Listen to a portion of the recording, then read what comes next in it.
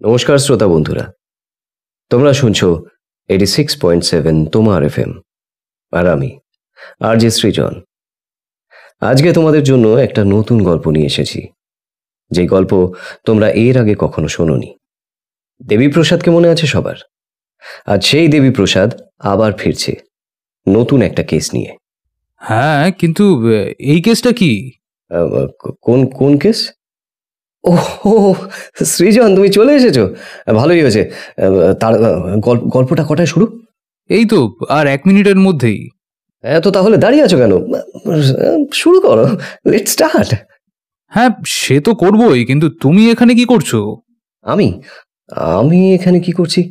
ও মানে সৃজন, দেখো দেখো তোমার আসতে দেরি হচ্ছে, এই জন্য আমি একটু আর কি সঞ্চালনা করে দিলাম আর কি। হ্যাঁ, আচ্ছা তাই? আমি কিন্তু বাইরে দাঁড়িয়ে সবকিছু শুনেছি। আরে সৃজন, তুমি বুঝছো না।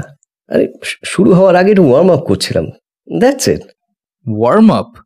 আর যে সৃজন, আরে ওটা বাই মিস্টেক বেরিয়ে গেছে, বুঝো না। আচ্ছা, এবার কি তুমি শুরু করবে নাকি? তুমি যদি মাইক্রোফোনটা না ছাড়ো আমি শুরু করব কি করে? হ্যাঁ, তাও তো ঠিক, আমি না গেলে কি করে শুরু করবে তুমি? ঠিক আছে, তাহলে আমি যাচ্ছি। দেবীপ্রসাদের ক্যারেক্টারটা একটু ঠিকঠাক গলার ভয়েসটা আনতে হবে সৃজন, তাই তো? আমি আসি তাহলে। শ্রোতা বন্ধুরা, শুনতে থাকুন 86.7 তোমার FM, আর এই যে আর যে সৃজন, চলি। সত্যি শুভদীপ্তদা পারেও বটে। যাকে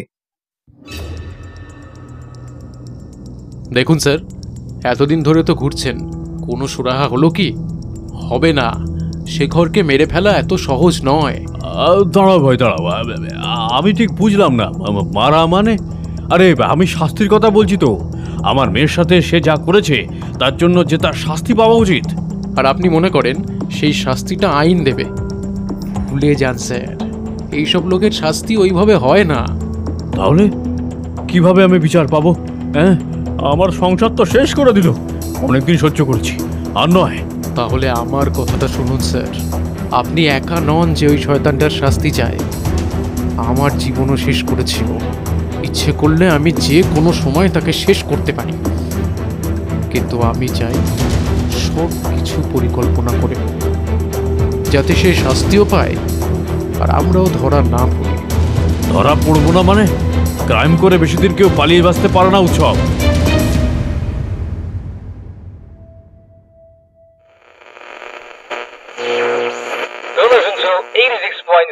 তোমার FM, আর আমি আরজে সৃজন।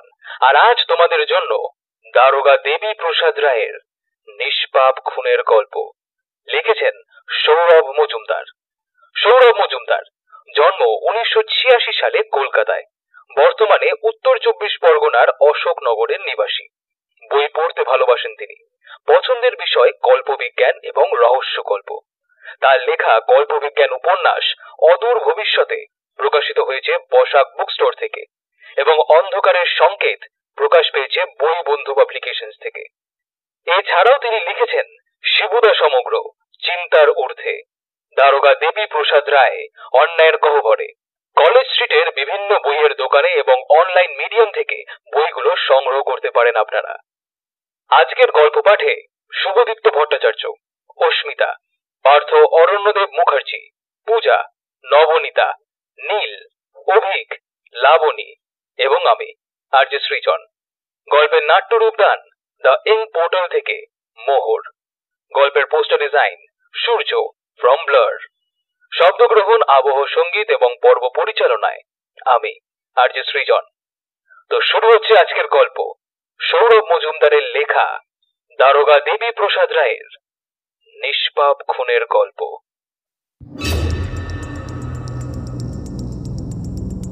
আড়াই দিন হলো সুবীর বাড়ি ফেরেনি। চেয়ারে যেটুকু সময় সে বসতে পেরেছে তার থেকেও বেশি সময় কোনো দরকারি ফোন ধরতে হয়েছে তাকে, অথবা জরুরি ডাকে কোনো নেতার কাছে হাজিরা দিতে হয়েছে বিনা বাক্য ব্যয়।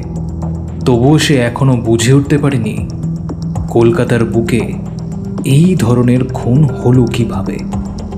খুনি মাথাটা ধর থেকে আলাদা করে মৃতদেহের পাশেই রেখে গিয়েছিল। তবে সব থেকে আশ্চর্যের ব্যাপার হলো মৃতের শরীর থেকে তার অন্ডকোষ কেটে নেওয়া হয়েছে এবং সেটি বর্তমানে উধাও। আবার ফোন বেজে উঠল। সেদিকে কোনো গুরুত্ব না দিয়ে চেয়ার থেকে উঠে জানলার পর্দা সরাতে কতগুলো হলুদ রেখা এসে ধাক্কা দিল সুবীরের চোখে।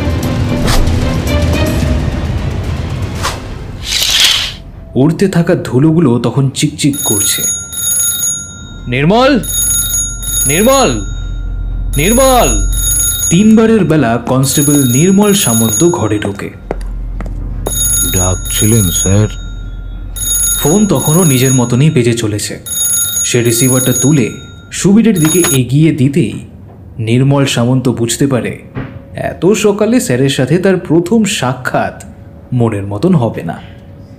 ঘরে এত ধুলো কেন? কতদিন পরিষ্কার করা হয়নি এখানে? রিসিভার তখনও নির্মলের হাতে। ওপাশ থেকে তখনও তীক্ষ্ণ গলার আওয়াজ শোনা যাচ্ছে, কিন্তু সুবীরের সেদিকে কোনো আগ্রহ নেই। এই কয়েকদিনে এতগুলো ফোন, এত রকমের জবাবদিহি, বিভিন্ন বাজে কথা শুনতে শুনতে প্রয়োজন বা অপ্রয়োজন কোনো কিছুর মধ্যেই ভেদাভেদ করার ক্ষমতা সুবীর হারিয়ে ফেলেছে। কি হলো? উত্তর দিচ্ছ না কেন নির্মল? থানা পরিষ্কার রাখতে না পারলে এত বড় একটা শহরকে কিভাবে পরিষ্কার করবে? নির্মল সামন্তর কাছে কোনো উত্তর ছিল না, তবু সে জানে এখন তার কি করা উচিত। সেই অনুভূতির ভরসায় সে কাতর অনুরোধের স্বরে সুবীরকে বলল, ফোনটা একবার ধরুন স্যার, দরকারি হতে পারে। কপালে কিছুক্ষণ হাত বুলিয়ে সুবীর ফোনের রিসিভারটা নিজের কানের কাছে নিয়ে আসে। হ্যালো, ইন্সপেক্টর সুবীর শেঠ বলছি। কি ব্যাপার, কাজের খুব চাপ মনে হয়? আরে আরে স্যার, আপনি? নির্মল দেখল সুবীরের কিছুক্ষণ আগের রূপ পাল্টে সেখানে এখন জায়গা করে নিয়েছে একটা উৎফুল্ল ভাব। দেখলে মনে হবে স্যার যেন কোনো পুরনো বন্ধুর খোঁজ পেয়েছেন। একটা দীর্ঘশ্বাস ফেলে ঘর থেকে বেরিয়ে যায় নির্মল। নিজের জায়গায় পৌঁছানোর আগেই পেছন থেকে সে শুনতে পায় সুবীর তাকে বলছে, নির্মল শোনো, বলছি আমি এখন বেরোচ্ছি, খুব দরকার হলেই তবে আমাকে ফোন করবে, ঠিক আছে? কোথায় যাচ্ছেন স্যার? একটা দরকারি কাজ আছে, কেউ জিজ্ঞাসা করলে বলবে শরীর ভালো নেই তাই বাড়ি ফিরে গিয়েছি। আর যদি বেশি জোরাজুরি করে একটু সামলিয়ে নিও। আর হ্যাঁ, পর্দাগুলো একটু পরিষ্কার করো। থানা থেকে সুবীর বেরিয়ে যাওয়ার পরেই নির্মলকে অনেকগুলো ফোন ধরতে হয়। সবকটি বেশ দরকারি, আর সেগুলোর শুরুতেই একটাই প্রশ্ন, এত সকালে সুবীর কোথায় গিয়েছে? নির্মল জানতো সুবীর এখন কোথায় যাচ্ছে। বিপদে পড়লে স্যার তার স্মরণই করেন। আগেও অনেকবার এমনটা হয়েছে, আর তার কিছুদিন পরে দোষীও ধরা পড়েছে। এবারও হয়তো সেই রকমই কিছু একটা হতে চলেছে।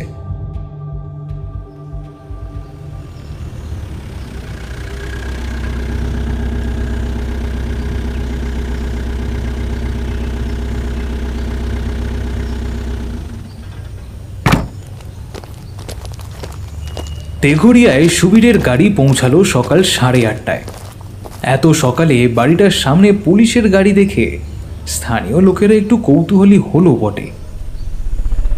বাড়ির ভেতর ঢুকেই প্রথমেই এই নিয়ে আলোচনা শুরু হলো।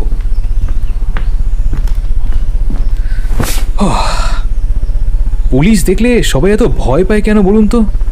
সেটা তোমরাই জানো, আমি কিভাবে বলি বলো? এটা তো ঠিক নয়, আমরা তো তাদের জন্যই আছি। সেটা ঠিক, তবে চিন্তা করো না, সামনেই এমন করে, পিছনে কেউ পুলিশকে গালমন্দ করতে ছাড়ে না। এমন দিন আসবে দেখো, যেদিন পুলিশরা এই জনতাকে ভয় পাবে। এমন কথা কেন বলছেন স্যার? কারণ আছে বলেই বলছি। চারিদিকে কি হচ্ছে তুমি, আমি, বাকিরা সবাই সব কিছু জানে। কিছু অফিসার তো ডিপার্টমেন্টের ভিত নাড়িয়ে দিয়েছে। একটু চোখ কান খোলা রাখলে তোমার থানাতে এরকম কয়েকজনকে তুমি পাবে। যাই হোক, সকাল সকাল এসব নিয়ে নিজেদের মধ্যে ঝগড়া করে লাভ নেই। যে জন্য তোমাকে ডেকেছি সেই বিষয়ে আগে আলোচনা করা দরকার। সুবীর হেসে ওঠে। এখন তার যে দুরবস্থা চলছে তাতে অন্য কিছু আলোচনা করতে মন চাইছিল না। যত তাড়াতাড়ি সম্ভব দোষীকে ধরতে হবে এবং তাতে এই মানুষটা অনেকটাই সাহায্য করতে পারে, এই বিষয়ে সুবীর একদমই নিশ্চিত। তাহলে স্যার, কেসটার ব্যাপারে আপনি পড়েছেন নিশ্চয়ই, কিন্তু আমার মনে হয়। সুবীরের কথা শেষ হওয়ার আগেই সামনের মানুষটি বলে ওঠে, 1 মিনিট, তোমাকে আগে একজনের সাথে পরিচয় করিয়ে দিই। সেই সময় সুবীর শেঠ দেখল পাশের ঘর থেকে রিয়া বেরিয়ে আসছে। তবে সে একা নয়, তার সামনে একটি হুইল চেয়ারে বসে আছে এক অপরিচিত মেয়ে। ওর নাম শ্রেয়া সাহা, কালকেই আমাদের বাড়িতে এসেছে। মেয়েটির নাম সুবীর কোনোদিন শোনেনি, নিশ্চয়ই এই বাড়ির পরিচিতের মধ্যে কেউ হবে। কিন্তু হঠাৎ তার সাথে পরিচয় করানোর কারণ কি? রিয়া হুইল চেয়ারটাকে ঠেলে সুবীরের সামনে এনে দাঁড় করায়। কেমন আছেন? রিয়ার প্রশ্ন শুনে কিছুক্ষণ চিন্তা করল সুবীর। তার বর্তমানে যা পরিস্থিতি তা নিয়ে কাউকে বোঝানোর ইচ্ছে সুবীরের ছিল না। বাস্তবে কারোর যে তাতে কিছু যায় আসে এমনটাও নয়। আসলে সব সমস্যা নিজেকেই সমাধান করতে হয় তাকে। খ্যাতি হোক বা কারোর কাছে বাজে খিস্তি খাওয়া, সব কিছুই তার নিজের থাকবে। তাই এই বিষয়ে কাউকে কিছু বলাটা অবান্তর। ভালোই আছি। আচ্ছা বলছি, শ্রেয়াকে তো আগে কখনো এখানে দেখিনি। কালকে আপনার স্যার শ্রেয়াকে হাসপাতাল থেকে নিয়ে এসেছেন। অ্যাকচুয়ালি ওর একটা সমস্যা হয়েছে, আর সেই জন্যই আপনাকে কল করছিলেন স্যার।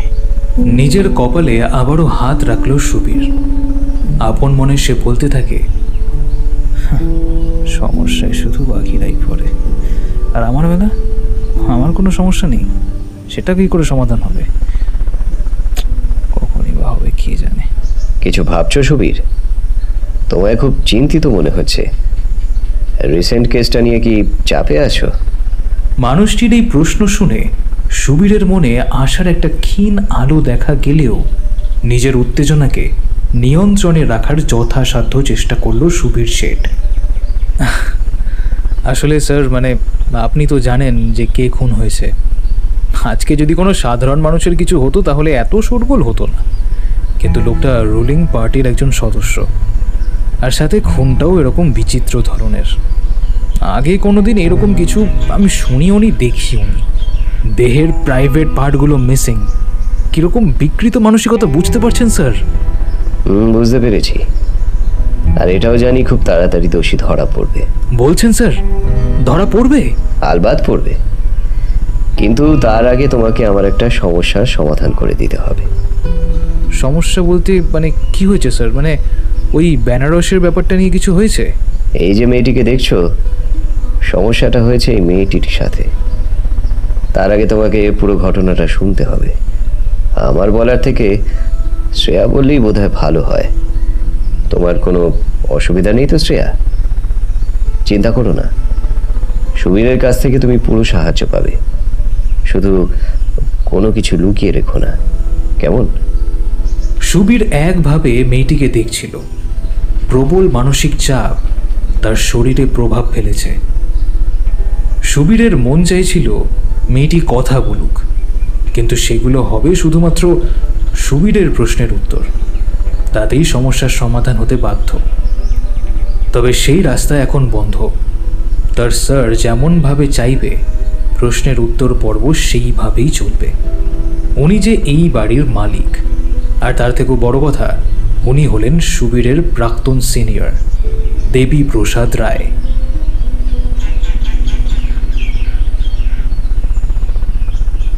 সামনের টেবিলে সকলের জন্য চা রাখা এবং একটি প্লেটে সাজানো কয়েকটি বিস্কুট। ঘরের ভেতরে উপস্থিত তখন 4 জন: শ্রেয়া, সুবীর, রিয়া এবং দেবী প্রসাদ রায়। কিন্তু কথা বলছে শুধুমাত্র শ্রেয়া, বাকিরা তার কথা শুনছে। সময়ের সাথে আগ্রহ বাড়তে শুরু করে। সব থেকে বেশি কৌতূহলী হয় সুবীর, কারণ ঘটনাটা ঘটেছে এই কলকাতার বুকেই, অথচ এরকম ঘটনা কোনো মিডিয়া কভার করেনি।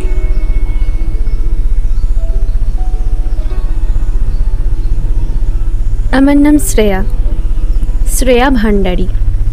বয়স 18 বছর।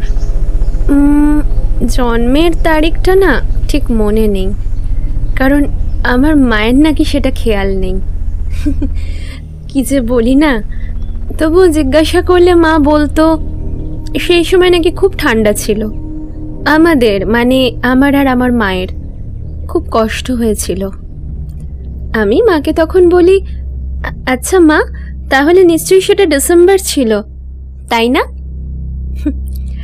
মা মাথা নেড়ে বলে আমি নাকি ঠিক বলছি, হয়তো 25শে ডিসেম্বর। আসলে কি জানেন তো, আমি জানতাম এটা না বললে মায়ের খুব কষ্ট হবে, কারণ পুরনো কিছু মনে করতে গেলেই না মায়ের খুব কষ্ট হয়, মাথাটা ব্যথা করে। মা ডাক্তারও দেখিয়েছিল, কি বলবো, মানে মায়ের কিছু একটা সমস্যা ছিল, বুঝলেন তো। আমি সব বুঝতে পারতাম, কিন্তু মায়ের উপরে কোনো কথা বলতে মন চাইতো না, ভয় পেতাম। যদি মায়ের শরীরটা আরো বেশি খারাপ হয়ে যায়, ভাবুন তো তখন আমি কি করব? আমি তো বাইরের জগৎ সেইভাবে দেখিনি, কে ভালো কে খারাপ বুঝবো কিভাবে? কেউ যদি আমাকে অসহায় দেখে খারাপ কিছু করে বসে।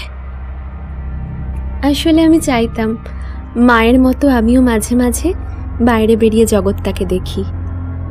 সে কোথা থেকে ওষুধ বা বাড়ির জন্য জিনিসপত্র কেনে, সেই সব জায়গায় যেতে না আমারও খুব ইচ্ছে করত, কিন্তু মাকে বললেই মা বলতো আমার নাকি শরীর ভালো নেই, বাইরের দূষণে আরও খারাপ হয়ে যাবে।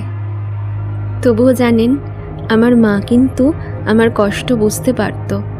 প্রতি মাসে আমি আর মা একটা করে সিনেমা দেখতাম, তাও আবার হলে গিয়ে। সেই একই হল, বেলেঘাটের রাগিনী সিনেমা হল। সেখানে সকলে আমাদের চিনত, কখন পপকর্ন আনতে হবে তারা সব জানত। সিনেমা শেষে আমি আর মা গাড়ি করে বাড়ি ফিরতাম।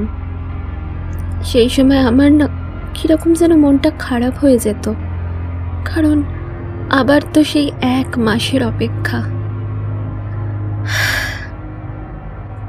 ও হ্যাঁ, একটা কথা তো বলতেই ভুলে গেছি, এর মধ্যে আমার সাথে মায়ের একবার খুব ঝগড়া হয়েছিল।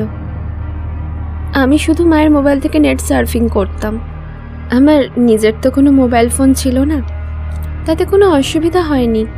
আমি চাইলেই মা আমাকে মোবাইলটা দিত, তবে সব সময়ের জন্য নয়, দিনের মধ্যে 1 ঘন্টা। একদিন নেট সার্চ করতে গিয়ে দেখলাম আমাদের মতো যারা মানে প্রতিবন্ধী, তাদের কলেজে ভর্তি হওয়ার সুযোগ করে দিচ্ছে একটা স্বেচ্ছাসেবী সংস্থা। মাকে বললাম ব্যাপারটা, কিছুদিন চিন্তা করে মা বলল এসবের নাকি কোনো দরকার নেই, বাড়িতে যেমনভাবে পড়াশোনা হচ্ছে সেইভাবেই চলুক। সেই রাতে আমি কিছু খাইনি, মায়ের সাথে কোনো কথা বলিনি। কি এমন দাবি ছিল আমার? কোথাও যাই না, সব সময় বাড়িতেই থাকি, মাঝে মধ্যে শুধু ওই সিনেমা দেখতে যাই। আমি উচ্চ মাধ্যমিক পাশ করেছি, কিন্তু ভাবুন তো একবার, আজ অবধি তো আমি কোথাও গিয়ে পরীক্ষা দিইনি না, সব সময় আমাকে বাড়িতে বসে পরীক্ষা দিতে হয়েছে। একজন থাকতো আমার খাতা নেওয়ার জন্য, প্রত্যেকবার পরীক্ষার সময় সে 1 লোককেই দেখতাম। বোর্ডে এই ধরনের কিছু লোক থাকে জানেন তো, এই আমার মতো যারা বিশেষ ছাত্রছাত্রী, তাদেরকে না ওই বিশেষ পদ্ধতিতে পরীক্ষা দেওয়ার বা নেওয়ার জন্য। এটা কিন্তু আমার কথা নয়, মা আমাকে বলেছিল। যাই হোক, আমাকে বেশি দিন অভিমান করে কিন্তু থাকতে হয়নি। পরের দিন সকালে মা অনুমতি দেয়। সেদিন আমি কতখানি খুশি হয়েছিলাম সেটা ভাষায় বোঝাতে পারবো না, ভীষণ কঠিন। অনেক স্বপ্ন, জানেন, অনেক স্বপ্ন, একসাথে অনেক কিছু দেখার অভিজ্ঞতা, যা আগে ছিল না আমার। তাই ধৈর্যের সাথে কল্পনাগুলোকে সাজাতে শুরু করলাম। সব পরীক্ষায় আমার নম্বর খুব ভালো, তাই আমি নিশ্চিত ছিলাম কলেজে ভর্তি হতে আমার কোনো অসুবিধাই হবে না। অনলাইনে নিজেই ফর্ম জমা করলাম। এরপর শুধু দিন গুনতে থাকি, কিন্তু কোনো ডাক পেলাম না। ফর্ম জমা দেওয়ার পর 6 মাস কেটে গেল। মা অনেকবার খোঁজ নিয়েছিল, কিন্তু কোনো উত্তর পাইনি। কি আর করব, মনে মনে নিজের ভাগ্যকেই দোষ দিতে শুরু করলাম। খুব ভেঙে পড়েছিলাম, কিন্তু ওই যে মায়ের কাছে আমি কিন্তু কিচ্ছু প্রকাশ করতাম না। যদি মায়ের শরীর খারাপ হয়, জীবন যেভাবে চলছিল সেইভাবেই নিজেকে মানিয়ে নিলাম। কিন্তু একদিন না একটা ঘটনা ঘটল। আমি সেদিন ঘরে বসে একটা গল্পের বই পড়ছি। মা বেরিয়েছিল। আমাদের বাড়িটা দোতলা, কিন্তু আমি নিচেই থাকি, কারণ সিঁড়ি দিয়ে ওপরে ওঠা আমার পক্ষে সম্ভব নয়। মা বলেছিল ছোটবেলায় সে নাকি আমাকে কয়েকবার ওপরের ঘরে নিয়ে গিয়েছিল, আর প্রত্যেকবার নাকি আমি অসুস্থ হয়ে পড়ি। তাই নাকি ডাক্তার বলেছে ওপরের ঘরে আমার যাওয়া চলবে না। যাই হোক, বেলা তখন কটা হবে, 11টার কাছাকাছি মনে হয়। হঠাৎ কলিং বেলের আওয়াজ পেলাম। চিৎকার করে বললাম একটু অপেক্ষা করতে। হুইল চেয়ারে বসে ধীরে সুস্থে আমি পৌঁছালাম দরজার কাছে। খুলে দেখি একজন লোক একটা কাগজের খাম নিয়ে দাঁড়িয়ে আছে। আমার দিকে খামটা এগিয়ে দিল। আমি কারণ জিজ্ঞাসা করলাম। সে বলল, তোমার নাম শ্রেয়া, এই চিঠিটা তোমার জন্য, শুধু একটা সাইন করতে হবে। অন্য আর একটা কাগজে সই করে চিঠিটা নিলাম। লোকটাও চলে গেল। আমি ঘরে ঢুকে দরজা বন্ধ করে খামটা খুলি। খুব অস্থির লাগছিল। ঘন ঘন নিঃশ্বাস নিচ্ছিলাম, কারণ খামের ওপরে মোটা হরফে লেখা ছিল সেই কলেজের নাম যাকে নিয়ে আমি স্বপ্ন দেখেছি।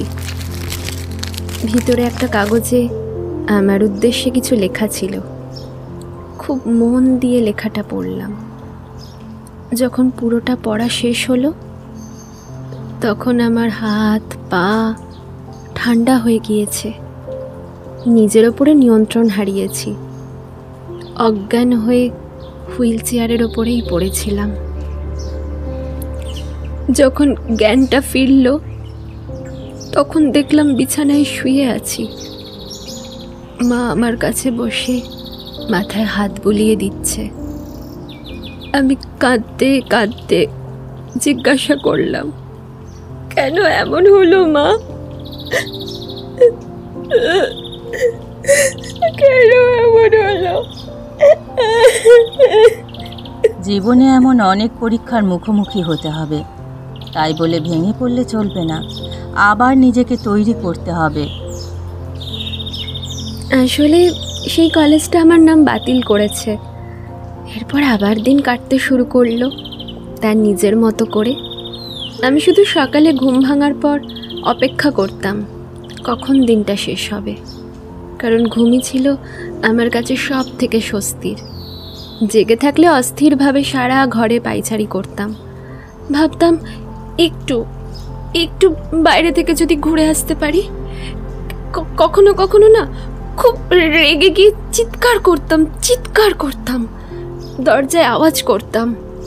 মা এসে আমাকে শান্ত করত। আমি তখন নিজে থেকেই বলতাম, একটু ঘুমোলে সব ঠিক হয়ে যাবে। এইভাবে কিছুদিন কাটলো। তবে অবস্থা আরো খারাপ হতে শুরু করলো। মাকে দেখতাম প্রায় বাইরে কোথাও যেন একটা যায়। এটা কিন্তু প্রথম নয়, মা আগেও যেত। কিন্তু আমার কোথাও গিয়ে মনে হতে শুরু করলো, মা কেন নিজেই শুধু বাইরে ঘুরবে? আমি কি অন্যায় করেছি? আমি কেন ঘুরবো না? কেন? এই একটা জেদ আমাকে না অন্ধ করে দিয়েছিল। তাও আমি কিন্তু মাকে কিছু বললাম না। একদিন মা বেরিয়ে যাওয়ার পর আমি বাড়ি থেকে বেরোলাম। আগেও মায়ের সাথে সিনেমা হলে যাওয়ার সময় বেরিয়েছি, কিন্তু সেবারের অভিজ্ঞতাটা ছিল অন্য। আমি একা ঘুরবো, কাউকে লাগবে না। ধীরে ধীরে হুইল চেয়ার নিয়ে এগোতে থাকি। কিছু দূর আসার পর রাস্তার ধারে দোকান থেকে লোক বেরিয়ে এসে আমাকে অনেক প্রশ্ন করতে থাকে।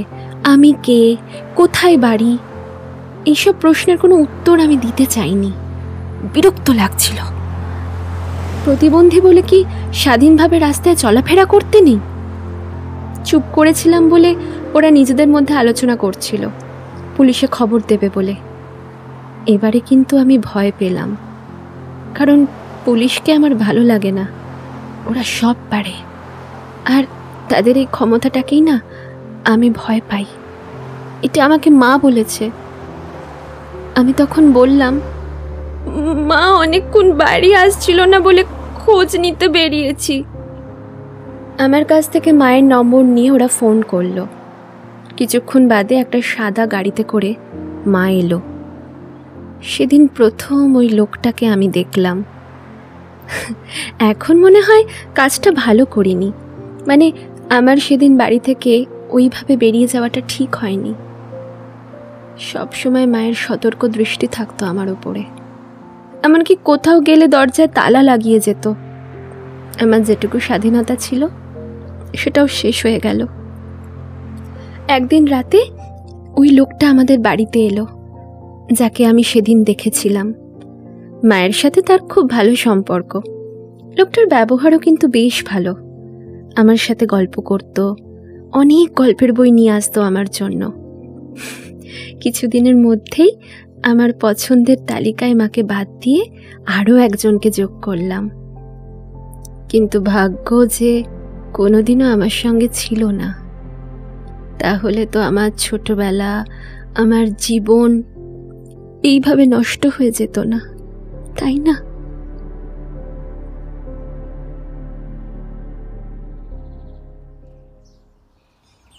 মাঝপথেই মেয়েটি কথা বলা বন্ধ করে, যেন পুরনো কিছু স্মৃতি তাকে কষ্ট দিচ্ছে। এই সময় তাকে শান্ত করা প্রয়োজন। জগতে সে একা নয়, এই বলে তাকে আশ্বস্ত করা দরকার। ঘরে উপস্থিত সকলেই জানে শ্রেয়ার জীবন সংগ্রাম বাকিদের মতন নয়। প্রতি মুহূর্তে তাকে নিজের শরীরের সাথে লড়াই করতে হচ্ছে। এখানে মানসিক দৃঢ়তা বজায় রাখাটা খুব বড় একটা চ্যালেঞ্জ। সেই সঙ্গে একটা বাজে স্মৃতি কাউকে কতখানি ক্লান্ত আর বিধ্বস্ত করতে পারে, নিত্যদিনের পথ চলায় কত বড় বাধা হয়ে দাঁড়াতে পারে, সেটা শ্রেয়াকে দেখেই বোঝা যায়। সুবীর হয়তো কিছুটা আন্দাজ করতে পেরেই বলল, থাক, কষ্ট হলে আর বলতে হবে না, আমি বুঝতে পেরেছি তোমার সাথে কি এক্স্যাক্টলি হয়েছে। খুব জোর করেই সামান্য হাসার চেষ্টা করল মেয়েটি। সব কিছুই এক মনে দেখছিলেন দেবী প্রসাদ রায়। সুবীরের কথায় সামান্য বিরক্ত না হয়ে জিজ্ঞাসা করলেন, কি বুঝছো? মানে মেয়েটির সাথে ওই লোকটা হয়তো কিছু খারাপ করেছে। আমাকে হয়তো এবার লোকটাকে খুঁজে বের করতে হবে। লোকাল থানা নিশ্চয়ই কোনো সাহায্য করেনি। আপনি চিন্তা করবেন না স্যার, আমি দেখছি সব ব্যাপারটা। এইসব পারভার্টদের কীভাবে শায়েস্তা করতে হয় তা আমি ভালো করে জানি। আমি কয়েকদিনের মধ্যেই আপনাকে আপডেট দেব। এখন তাহলে উঠি স্যার। উঠবে মানে? আরে শ্রেয়া তো পুরোটা বললই না, ওকে বলতে দাও, তারপরে না হয় লোকটাকে ধরো যদি পারো। দেবী প্রসাদের এই কথা শুনে অবাক হয় সুবীর শেঠ। শ্রেয়ার দিকে সামান্য এগিয়ে এসে সে বলে, লোকটা তোমার সাথে খারাপ কিছু করেনি? শ্রেয়া দুদিকে মাথা নেড়ে উত্তর দেয়। অবাক হয় দমদম থানার ওসি। তাহলে? লোকটা আমাদের বাড়িতে প্রায় প্রতিদিন আসতো, কারণ আমি মাকে জোর করেছিলাম। এই নিয়ে মায়ের সাথে অনেক কথা কাটাকাটি হয়। পরে অবশ্য মা রাজি হয়ে যায়।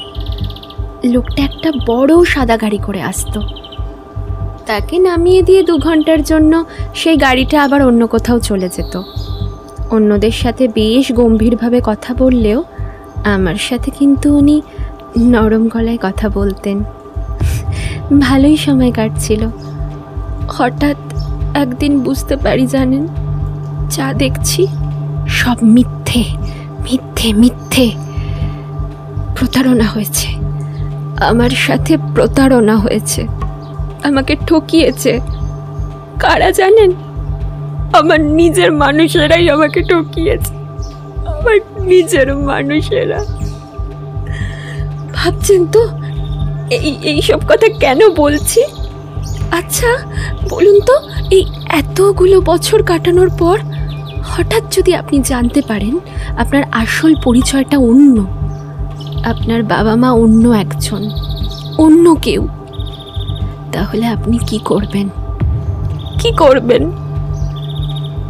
আমার মা আমার আসল পরিচয়টা লুকিয়ে রেখেছিল। সে চাইনি আমি কোনোভাবে আমার আসল বাবা মায়ের সম্পর্কটা, মানে তাদের সম্পর্কে আমি কিছু জানতে পারি। আপনারা হয়তো ভাবছেন যে আমাকে হয়তো দত্তক নেওয়া হয়েছিল। আমিও এক মুহূর্তের জন্য না নিজেকে ওইটাই বিশ্বাস করাতে চেয়েছিলাম, কিন্তু আসল সত্যিটা না আরও ভয়ঙ্কর। বর্তমানে যিনি নিজেকে আমার মা বলে পরিচয় দিয়ে থাকেন, তিনি 18 বছর আগে একটা হাসপাতাল থেকে আমাকে চুরি করেছিলেন। হ্যাঁ হ্যাঁ, চুরি করেছিলেন, চুরি। শ্রেয়ার কথা শুনে ঘরে উপস্থিত সকলেই কিছু সময় চুপ করে থাকে। সব থেকে বেশি চিন্তিত দেখায় সুবীরকে। তবে সে মনে মনে প্রশ্নগুলোকে সাজিয়ে নিচ্ছিল, কারণ সে জানে এই প্রশ্ন উত্তরের পর্ব ঠিক করবে তার পরবর্তী পদক্ষেপ। এর মধ্যেই 2 পর্বের চা পান শেষ হয়ে গিয়েছে। আরও একবার অনুরোধ করতেই রিয়া রান্নাঘরের দিকে যায়। কি বুঝলে সুবীর? সুবীরের হয়তো আরও কিছু সময় দরকার ছিল, কারণ তার চোখ মুখ দেখে সহজেই বোঝা যায় স্যারের প্রশ্ন শুনে মাথার ভেতরের সব প্রশ্নগুলো যেন তালগোল পাকিয়ে গিয়েছে তার। হঠাৎ সে দেবীপ্রসাদকে জিজ্ঞাসা করে, স্যার, শ্রেয়ার সাথে আপনার কোথায় দেখা হয়েছে? 2 দিন আগে তোমার বৌদিকে নিয়ে একটু চার্নক নার্সিংহোম যেতে হয়েছিল। সেখানেই শ্রেয়ার সাথে পরিচয় হয়। ওর মা, মানে যার সম্বন্ধে শ্রেয়া এতক্ষণ বলল, উনি সেখানেই ভর্তি। এখন সে আইসিইউতে আছে, কোনো সেন্স নেই। আচ্ছা, তা মানে খরচাপাতি কে চালাচ্ছে? কেউ একজন করছে, নাম বলতে চাইনি, আমিও জোর করিনি। তুমি একবার খোঁজ নিয়ে দেখতে পারো। করবো স্যার। আচ্ছা, মহিলার কি কোনোদিন সেন্স ফিরবে? মানে ডাক্তার কি বলছে? স্পষ্ট করে কিছু বলেনি। আসলে আমি অপরিচিত মানুষ, মালিনীকে নিয়ে ডাক্তার দেখিয়ে ফিরছিলাম। হঠাৎ দেখলাম একটি মেয়ে হাসপাতাল থেকে পালানোর চেষ্টা করছে। আমার দিকে হুইল চেয়ার নিয়ে ছুটে আসছিল, পেছনে বাকি স্টাফ। কিছু বুঝে ওঠার আগেই আমার সাথে ধাক্কা খেয়ে মেয়েটি মাটিতে পড়ে যায়। মেয়েটির মুখে হাতে ক্ষত দেখলাম। মনে হলো মেয়েটি ডোমেস্টিক ভায়োলেন্সের শিকার হতে পারে। আমার বন্ধু ডক্টর সৈয়দ আহমেদ ওই হাসপাতালে পেডিয়াট্রিক ডিপার্টমেন্টে আছে। ভাবলাম ওকে জিজ্ঞাসা করি। সে বেশি কিছু জানতো না, তবে যেটুকু শুনেছিল সেটাই আমাকে বলল। নিউ টাউনের ভিতর পানাপুকুরিয়া নামে একটি জায়গা থেকে মা ও মেয়েকে উদ্ধার করা হয়। দুজনেই অচৈতন্য অবস্থায় নিজেদের বাড়ির সামনে পড়েছিল। মহিলার মাথায় গভীর চোট, শ্রেয়ার সারা শরীরে অনেক ক্ষত। স্থানীয় হাসপাতাল কলকাতায় রেফার করল। পরে সেখান থেকে এই নার্সিংহোমে নিয়ে আসা হয়। লোকাল থানায় একটা ডায়েরি করা হয়েছে, কিন্তু তারা কতখানি তৎপর সেই ব্যাপারে আমি নিশ্চিত নই। কিন্তু নার্সিংহোমের তো অনেক খরচ। আর কে এদের নার্সিংহোমে ভর্তি করলো আমিও প্রশ্ন করেছিলাম, তোমাকে বললাম না, কিন্তু কোনো উত্তর পাইনি। প্রায় 1 সপ্তাহ ধরে এরা সেখানে আছে, অথচ কেউ দেখতেও আসেনি। কিন্তু চিকিৎসার জন্য যাবতীয় খরচ সময় মতো পেয়ে যাচ্ছে। ব্যাপারটা আশ্চর্যের না? যাই হোক, শ্রেয়ার শরীর এখন একটু ভালো মনে হয়, কিন্তু ওর মায়ের জ্ঞান এখনো ফেরেনি। প্রশ্ন হলো, শ্রেয়া ওই নার্সিংহোমে থাকতে চাইছিল না কেন? কিছু জানতে পারেননি? সেটা শ্রেয়া বললেই হয়তো ভালো হয়। ঠিক মতো উত্তর তো এখনো পাইনি। এটা তো ঠিক যে মেয়েটি মানসিকভাবে খুব ভেঙে পড়েছে। সে হয়তো ভাবছে ওই মহিলার জ্ঞান ফিরলেই সে শ্রেয়ার ক্ষতি করবে। সদ্য নিয়ে আসা গরম চায়ের কাপে চুমুক দিতে দিতে সুবীর পুরো ঘটনার একটা ছক তৈরি করছিল। মা ও মেয়ের মধ্যে বচসা, আর সেই সূত্র ধরে দুজনের সম্পর্ক চরম পর্যায়ে পৌঁছায়। এরপর হাতাহাতি, হয়তো নিজেকে বাঁচাতে গিয়ে শ্রেয়া মহিলাটিকে আক্রমণ করে। এটা শুধু অনুমান। ওই মহিলার জ্ঞান না ফিরলে সঠিকভাবে বোঝা যাচ্ছে না যে আসল ঘটনা কি ঘটেছিল। শ্রেয়া বলছে তাকে ছোটবেলায় কোনো এক হাসপাতাল থেকে চুরি করে নিয়ে আসা হয়। তাহলে খোঁজ করলেই জানা যাবে যে এটা কবে এবং কোথায় হয়েছে। কিন্তু প্রশ্ন অন্য, হঠাৎ বাচ্চা চুরি করতে গেল কেন? আর শ্রেয়ার কথায় তো পরিষ্কার হয়েই গিয়েছে বাইরের জগৎ থেকে লুকিয়ে রাখতেই শ্রেয়াকে কারো সাথে মিশতে দেওয়া হতো না, যদি কোনোভাবে লোক আসল সত্যি জেনে ফেলে। কিন্তু মহিলাটি আসলে কে, আর তার বাড়ি কোথায়?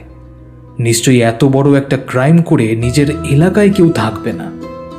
আর যদি অন্য এলাকায় নিজের বাসা পরিবর্তন করে, তাহলে শ্রেয়াকে বাইরের লোকের সাথে মেলামেশা করতে দিতে অসুবিধে কোথায় ছিল? চায়ের কাপ খালি করে নিজেকে যতখানি সম্ভব স্বাভাবিক করার চেষ্টা করল সুবীর।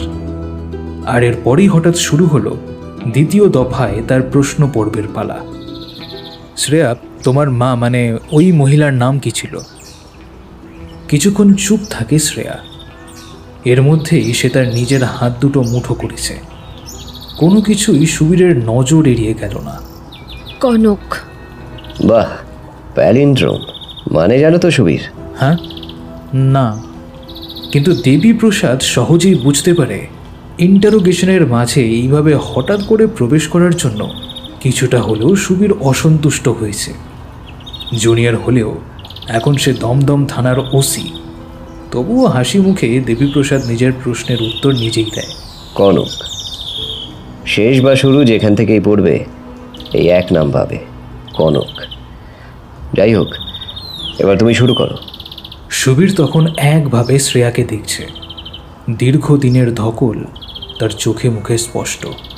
মানসিকভাবেও যথেষ্ট বিধ্বস্ত এই বাচ্চা মেয়েটি। এই অবস্থায় নিজের প্রশ্নগুলোকে যতখানি সম্ভব গ্রহণযোগ্য করা উচিত, যাতে উত্তরদাতা কথা বলতে স্বাচ্ছন্দ্য বোধ করে। সুবীর সেই চেষ্টাই করল।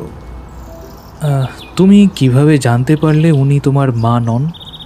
আমি বলিনি আগে, বলিনি, কি জানি। আসলে না, সেই দিনটা মনে পড়লে এত কষ্ট হয়। যাই হোক, শুনুন শুনুন, তারপরে কি হলো বলি। আমি তখন ঘরের ভিতরে বন্দি। এই ঘরটা আমি চিনি না, হয়তো দোতলার কোনো ঘর, যেখানে আমি কোনো দিন আসিনি। সময় সময় মা আমাকে খাবার আর ওষুধ দিয়ে যেত। আমি তাকে অনেকবার বললাম আমাকে ঘর থেকে বাইরে বেরোতে দিতে। আমি বললাম, আমার কোনো কথা শুনলো না। এর মধ্যে ওই লোকটা বাড়িতে আসতো, আমার ব্যাপারে অনেক জিজ্ঞাসা করত। কিন্তু মা শুধু বলতো আমার শরীর খারাপ, তাই দেখা করা যাবে না। এসব উনিই আমাকে বলেছেন। লোকটা হয়তো কিছু একটা সন্দেহ করেছিল, তাই একদিন বাড়িতে এসে সুযোগ বুঝে সে আমার খোঁজ করে। দরজার বাইরে এসে জিজ্ঞাসা করতে থাকে ভেতরে আছি কিনা। সেদিন যখন লোকটা ওপরে এসে বাইরে থেকে ধীরে ধীরে আমার নাম ধরে ডাকছিল, আমি শুনতে পাই। তখনই বলে উঠি, মা আমাকে এখানে বন্দি করে রেখেছে, শুনতে পাচ্ছ? মা মা আমাকে বন্দি করে রেখেছে, আমাকে বাঁচাও, আমাকে বাঁচাও, আমাকে বাঁচাও। কিন্তু ঘরের চাবি তো তার কাছে ছিল না। সে আর কোনো কথা না বলে নিচে নেমে গেল। লোকটা আর ফিরে আসেনি। আমি সেদিন শেষবারের মতো তার গলার আওয়াজ পেয়েছিলাম। লোকটার কি নাম ছিল শ্রেয়া? লোকটার নাম মা শুভ বলে ডাকতো। কেন? এই নামটাও কি আগে বলিনি? বলেছ হয়তো, আমি ভুলে গেছি। ও, ভুলে গেলেন? কি বলুন তো? সেও ভুলে গিয়েছিল। আমাকে বাঁচাতে আর এলো না জানেন, আমাকে আর বাঁচাতে এলো না। আচ্ছা ঠিক আছে, লোকটার ব্যাপারে আমি খোঁজ করব। তুমি এবার বলো, মানে কনক যে তোমার মা নয় সেটা কিভাবে জানতে পারলে? বলছি কিছুদিন বাদে আমি আবার পালানোর চেষ্টা করি, কিন্তু পারলাম না। তখন মা আমাকে অনেক বকাবকি করে, অনেক বাজে কথা বলে। একটা কথা মনে গেঁথে যায়। মা বলেছিল, তুই কি মনে করিস বলতো শ্রেয়া, যেটা মন চাইবে সেটাই করবি নাকি তুই? জানিস তো বাইরের জগৎ কতটা বাজে, আর তোর শরীর খারাপ। এতগুলো বছর তোর খেয়াল রাখলাম আমি, এখন কেন এত অবাধ্য হচ্ছিস বলতো? আমি জানি এটা রক্তের দোষ, কান্নাকার। এটা বলেই মা চুপ হয়ে যায়। আমি মানছি রেগে গিয়ে সে সব বলেছে, কিন্তু কোনো মা তার মেয়েকে এই ধরনের কথা বলে? কার রক্ত বইছে আমার শরীরে? হ্যাঁ, কার রক্ত বইছে আমার শরীরে? কার রক্ত? এই প্রশ্নটা আমি সেদিন মাকে করেছিলাম, কোনো উত্তর পাইনি জানেন। সেদিন আমি কোনো উত্তর পাইনি, কিন্তু কিছুদিন পরে মা নিজেই সেই উত্তর দেয়, দিতে বাধ্য হয়। তা না হলে তো আমি অন্য কিছু করতাম। কি করতে? আত্মহত্যা ছাড়া আমি আর কোনো রাস্তা দেখতে পাচ্ছিলাম না। সেই জন্য কাঁচ ভেঙে সেই কাঁচ নিজের গলায় চেপে ধরে মাকে জোর করলাম। সে তখন আমাকে সব কিছু বলল। এও বলল সে নাকি জানে আমার আসল বাবা মাকে কোথায় থাকে, কিন্তু সে আমাকে বলবে না। মাথায় জানেন রক্ত চড়ে গেল।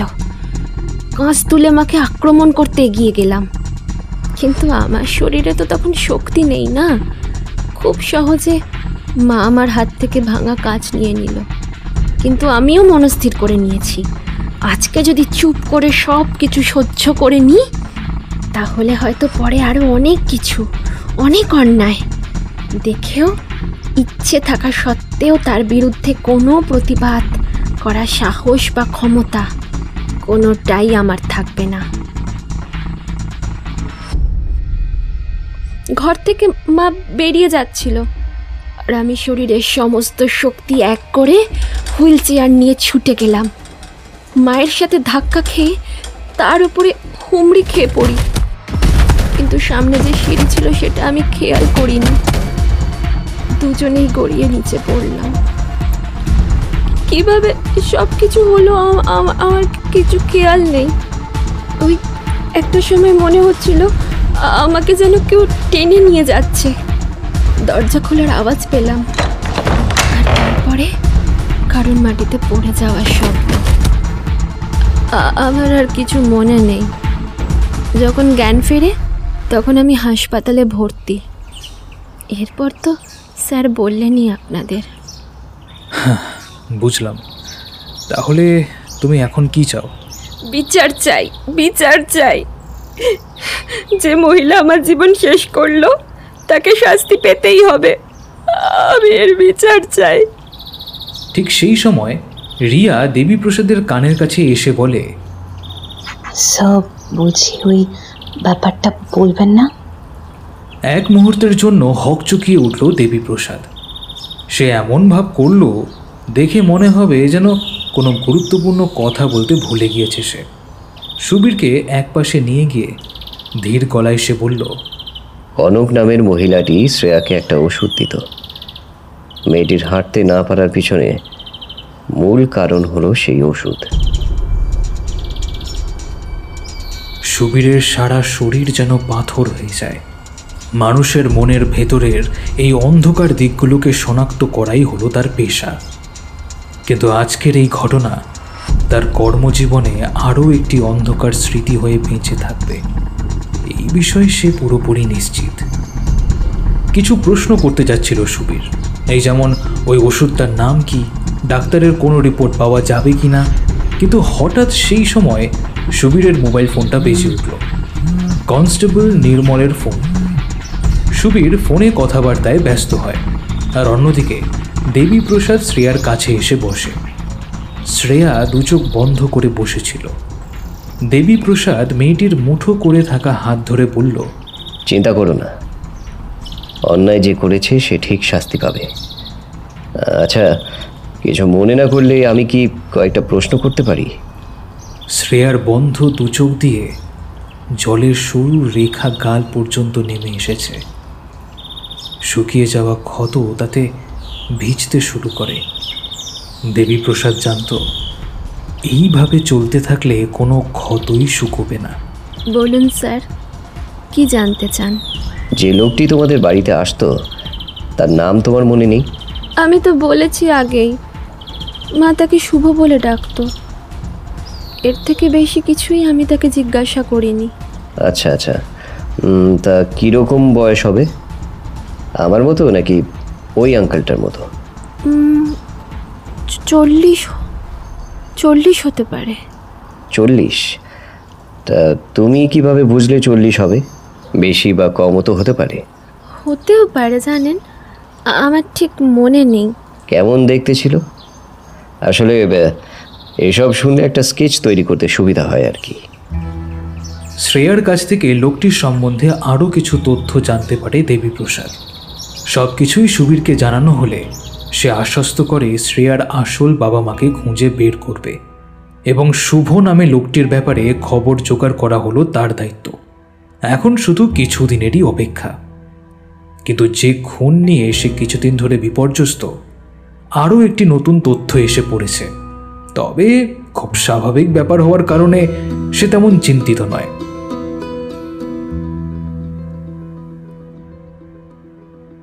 রাতের দিকে কিছুই খেতে পারল না দেবীপ্রসাদ।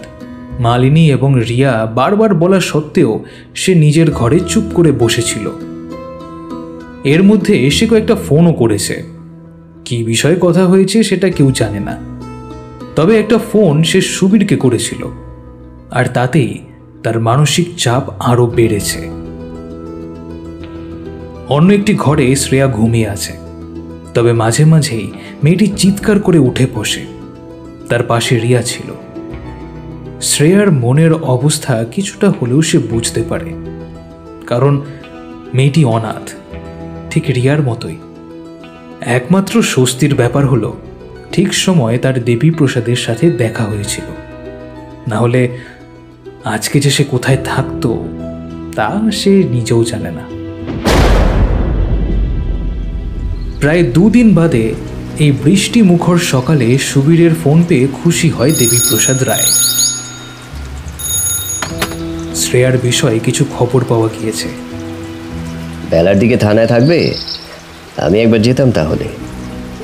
বিনা বাক্য ব্যয়ে রাজি হয় সুবীর শেঠ।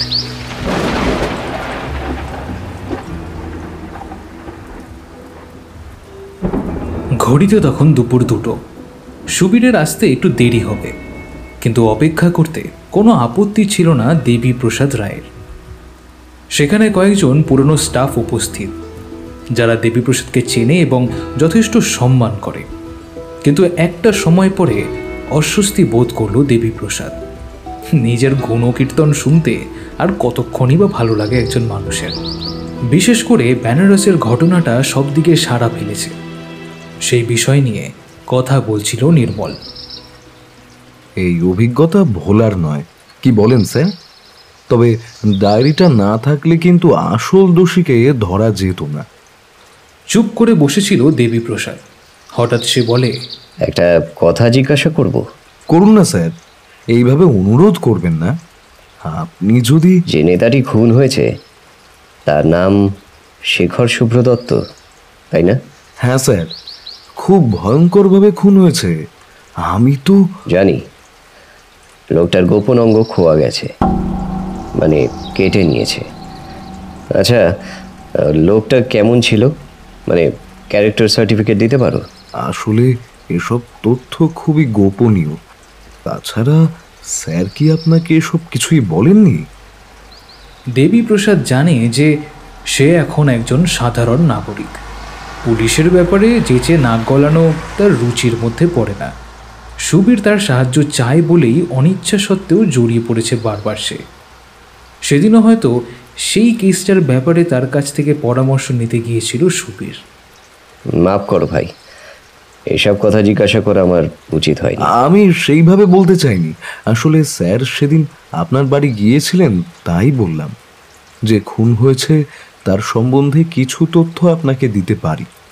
যেমন লোকটার বেশ নামডাক ছিল, সে সবার সাথেই মিশত, কিন্তু কিছু লোক আবার তাকে দুশ্চরিত্র বলে অপবাদ দিচ্ছে কেন সেটাই বুঝতে পারছি না। বডি কোথায় কিভাবে পাওয়া যায়? বেলেঘাটার কাছে নিজের একটা ফ্ল্যাটে। উনি প্রায় ওই ফ্ল্যাটে যেতেন। সেখানে কেউ থাকে না। ভদ্রলোক লোকাল সব ছেলেকে হাত করে রেখেছিলেন। সকলেই ব্যাপারটা নিয়ে বেশ উত্তেজিত হয়ে আছে। যেদিন বডি পাওয়া যায় সেদিন সকালে লোকটি ড্রাইভার ফোন করে পাচ্ছিল না দেখে উপরে গিয়ে দেখে ফ্ল্যাটের দরজা খোলা। মোবাইলে ফোন করলে ভিতরে আওয়াজ পাওয়া যাচ্ছে। ভিতরে ঢুকে দেখে এই অবস্থা, সোফায় বসে আছে। হ্যাঁ, কি যে বলি। সিসিটিভি ফুটেজ কিছু পাওয়া গিয়েছিল? অদ্ভুত ব্যাপার স্যার, এই রাত 10টা থেকে 2টো পর্যন্ত কোনো ফুটেজ নেই। নেই? নেই মানে? বিল্ডিংয়ে কোথাও কোনো সিসিটিভি নেই। মানে আছে, কিন্তু সেইভাবে কাজ করে না। শেখরবাবুর ফ্লোরে 2টো সিসিটিভি আছে, সেগুলো ওনার নিজস্ব। উনি নিজের মোবাইল থেকে অপারেট করতেন, তাই সিকিউরিটি সেই ব্যাপারে কোনো সাহায্য করতে পারেনি। এর মানে হলো কেউ ভদ্রলোকের মোবাইল থেকে ওই সময়ের ভিডিওটি মুছে ফেলেছে। একটা জিনিস বুঝতে পারছো নির্মল, খুনি কতখানি কাছের ছিল। এতখানি ভরসা না করলে মোবাইল খুলে এই কাজ করা সম্ভব ছিল না। মোবাইলটা কিন্তু লিফটের কাছে পাওয়া গেছে। সেটাই স্বাভাবিক। ফুটেজ ডিলিট করে ফেলে দিয়েছে। কোনো ফিঙ্গারপ্রিন্ট? না স্যার, তবে ফরেন্সিক রিপোর্টে বলেছে ভদ্রলোকের শরীরে এক ধরনের ওষুধ পাওয়া গিয়েছে যে কাউকে প্যারালাইজ করতে পারে। নাম জানো? না স্যার, শুনেছিলাম কিন্তু ভুলে গিয়েছি। সুবীর স্যার বলতে পারবেন। দেবীপ্রসাদ আর কোনো প্রশ্ন করল না। এখন শুধু অপেক্ষা করা ছাড়া আর কোনো উপায় নেই। কিন্তু সে যেন অধৈর্য হয়ে উঠেছে কিছু বলার জন্য, আর অনেক কিছু শুনবার জন্য সে খুবই আগ্রহী। সুবীর থানায় আসে দুপুরের দিকে। দেবীপ্রসাদের কাছে ক্ষমা চেয়ে সে বাকি কথাবার্তা শুরু করে। কনকের সম্বন্ধে যেটুকু খোঁজ পাওয়া সম্ভব হয়েছে তাতে দেবীপ্রসাদ বেশ চিন্তিত হয়। কিন্তু এখন শ্রেয়াকে কোনো কিছুই বলা যাবে না, বরং তাকে এখন বলতে দিতে হবে। কি বলবে তার জন্যই প্রশ্ন ইতিমধ্যে দেবীপ্রসাদ তৈরি করেছে। কিন্তু একটা বিষয় চিন্তা ভাবনায় বাধা হয়ে দাঁড়ায়। কনক সত্যিই নার্সের কাজ করত। 18 বছর আগে তার সাথে একটা ঘটনা ঘটে, খুব খারাপ একটি ঘটনা। এই 18 বছর আগেই তার একটি কন্যা সন্তানের জন্ম হয়, কিন্তু সে বেশি দিন বাঁচেনি। বিভিন্ন শারীরিক সমস্যার কারণে সে মারা যায়। এর কিছুদিন বাদে কনক নার্সের কাজটাও ছেড়ে দেয়। আর ঠিক সেই বছরই একই হাসপাতাল থেকে বাচ্চা চুরির ঘটনা ঘটে। যে কোনো কারণেই হোক কনককে সন্দেহ করা হয়, কিন্তু উপযুক্ত প্রমাণের অভাবে তাকে ছেড়েও দেওয়া হয়েছে। কিন্তু চুরি হওয়া বাচ্চাটির বাবা মা কিন্তু কনককে ছাড়েনি। বিভিন্নভাবে তাকে বিরক্ত করতে শুরু করে। কিছুদিন বাদে তারাও শান্ত হয়। সবকিছুই যেন হঠাৎ করে শুরু হয়ে থেমে গিয়েছিল। এখন প্রশ্ন হলো, এত বড় অপরাধ কি সত্যি? কনক কি কোনো বাচ্চা চুরির সাথে যুক্ত ছিল? সুবীর আরও কিছু তথ্য দেয়। সবকিছু শুনে দেবীপ্রসাদ হঠাৎ বলে, কিন্তু প্রশ্ন হলো, এতদিন ধরে মহিলাটি যদি একটি মেয়েকে চুরি করে লুকিয়ে রাখে, তাহলে তার বিরুদ্ধে কোনো তদন্ত কেন হলো না? মানছি সে নির্দোষ, কিন্তু এমন কি তথ্য পাওয়া গিয়েছিল যাতে তাকে ছেড়ে দেওয়া হয়? বাচ্চা চুরি কিন্তু একটা বড় অপবাদ। সুবীর জানে তার স্যার কি বলতে চাইছে, কিন্তু এর প্রতিবাদ করার ভাষা তার কাছে নেই।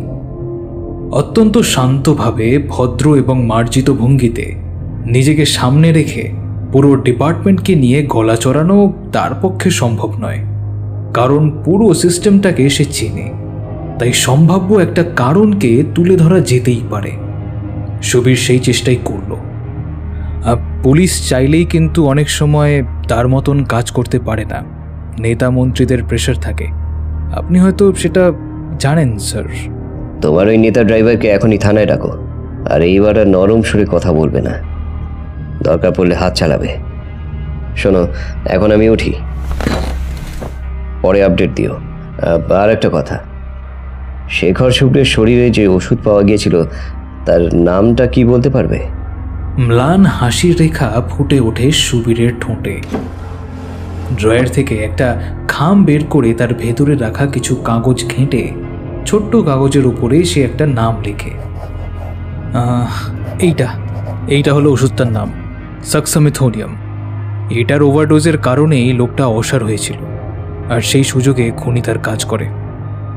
ধন্যবাদ সুবীর, আর চলি তাহলে। কিন্তু স্যার, মানে কি বলতে এসেছিলেন সেটাই তো শোনা হলো না। বলবো, সময় করে বাড়িতে এসো, কিন্তু তার আগে ড্রাইভারটিকে জিজ্ঞাসা করো তার মালিককে নিয়ে সে কোথায় কোথায় যেত। আশা করি আমি কি বলতে চাইছি সব বুঝতে পারছো।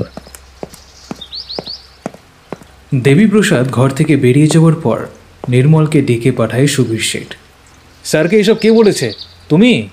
নির্মল আগেই আন্দাজ করেছিল আজকের দিনটা তার জন্য ভালো হবে না। এখন সে প্রমাণ পেল। আগে হ্যাঁ স্যার, মাফ করবেন। অনেক উপকার করেছো তুমি নির্মল, আমার একটা কাজ তুমি কমিয়ে দিয়েছো। এবার আরও একটা কাজ করো, বুঝলে? শেখরবাবু ড্রাইভারকে তুলে আনো, আমার কিছু প্রশ্ন করবার আছে ওকে।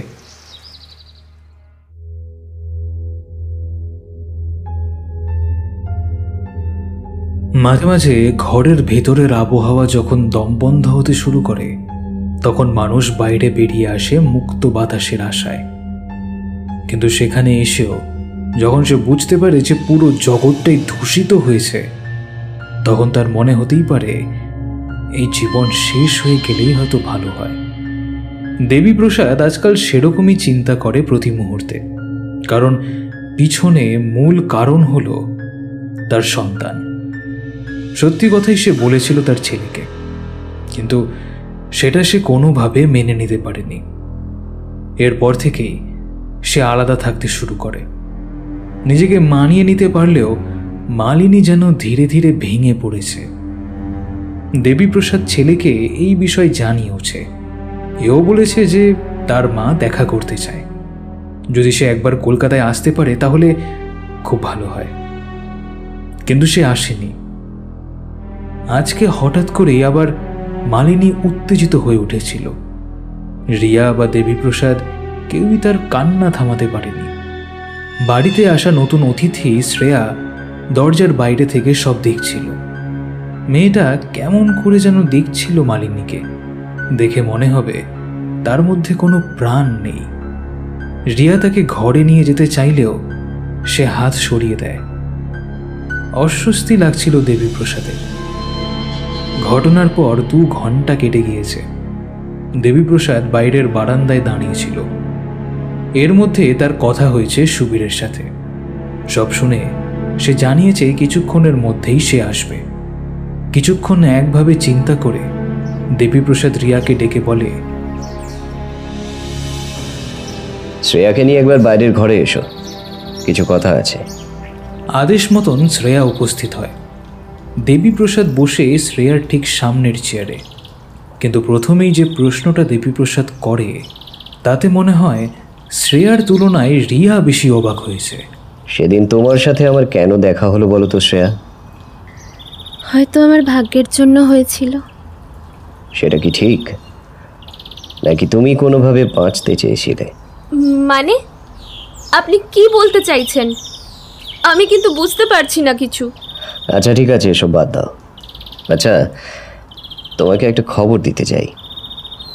শুভকে খুঁজে পাওয়া গিয়েছে। ও তোমার কথা খুব বলছিল তুমি কেমন আছো, পড়াশোনা করছো কি না। যদিও কনকের কথা শুনে অবাক হয়েছিল।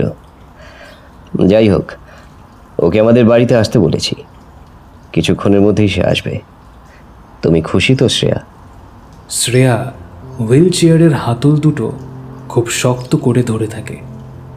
সামনের দিকে তার ঝুঁকে থাকা শরীরটা হঠাৎ সোজা হয়ে গিয়েছে।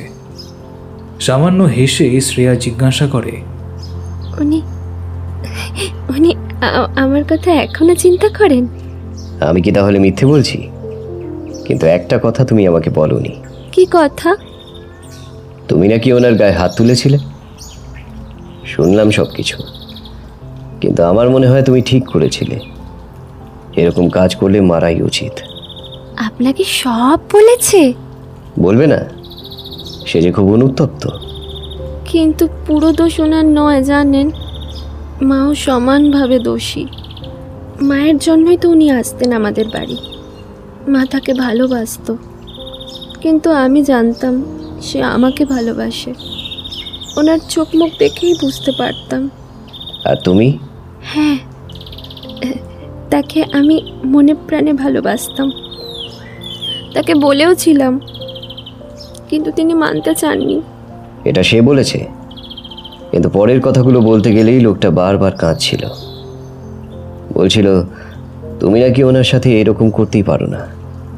নিশ্চয়ই কেউ তোমাকে দিয়ে এসব করিয়েছে। থাক থাক ওসব কথা। আমি এখন ঘরে যাব, ভাল লাগছে না, ঘরে যাব। দাঁড়াও শ্রেয়া, আমার কথা এখনো শেষ হয়নি। আমার প্রশ্নের উত্তর দাও। যদি না দাও তাহলে অন্যভাবে কথা বলানোর ব্যবস্থা করা হবে, আর তখন কিন্তু আমি তোমার সাথে থাকবো না। তাই এখনই সব বলো আমাকে। প্রথমে বলতে অস্বস্তি করলেও দেবীপ্রসাদ তার চেষ্টা চালিয়ে যায়। শেষমেশ ঠিক 15 মিনিট বাদে শ্রেয়া বলতে শুরু করে। এক রাতে তিনি আমার ঘরে এসে আমাকে বোঝানোর চেষ্টা করেন। আমাদের মধ্যে বয়সের পার্থক্য অনেক। অনেক জোড়াজুড়ির পর তিনি বলেন, তুমি একজন প্রতিবন্ধী, তোমাকে সামলাবে কে? আমার এত সময় নেই। এই কথাটা শুনে না আমার খুব কষ্ট হয়েছিল। এরপর আমি তাকে আর কিছুই বলিনি, তার সাথে আর কোনো কথাও বলতাম না। সে আমাদের বাড়িতে আসতো, মায়ের সাথে সময় কাটাতো। তারা এক ঘরে রাতও কাটিয়েছে অনেকবার। আমি নিজে দেখেছি, খুব কষ্ট পেয়েছিলাম। ওনার ড্রাইভার সব কিছু জানতো। আগে বেশ কয়েকবার তাকে দেখেছিলাম, কথা বলা হয়নি। তবে একদিন সে সুযোগ বুঝে আমার সাথে কথা বলে। হয়তো ব্যক্তিগতভাবেই কথাগুলো বলতে চেয়েছিল। ওনার নাম ছিল উৎসব।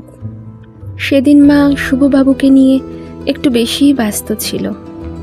কিছু একটা বিষয় নিয়ে ওদের মধ্যে কথা কাটাকাটি হচ্ছিল।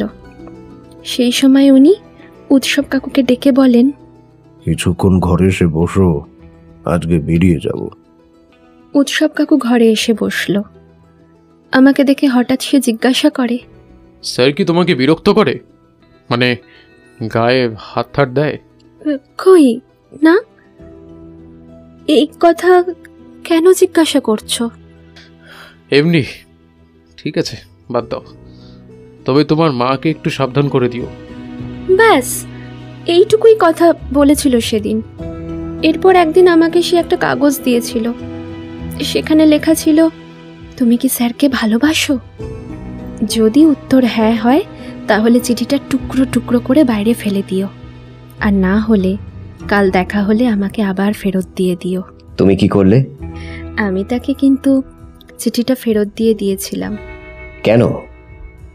তুমি তো শুভবাবুকে ভালোবাসতে। মা হয়তো আমার থেকেও বেশি ভালোবাসতো, তাই আমাকে পিছিয়ে আসতে হলো।